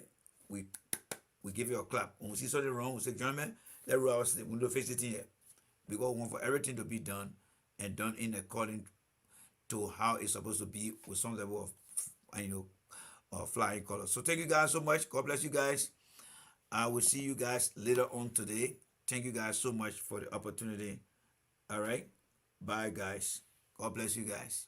Thank you very much, my sister Emily, for staying here. My sister Vivian was here too.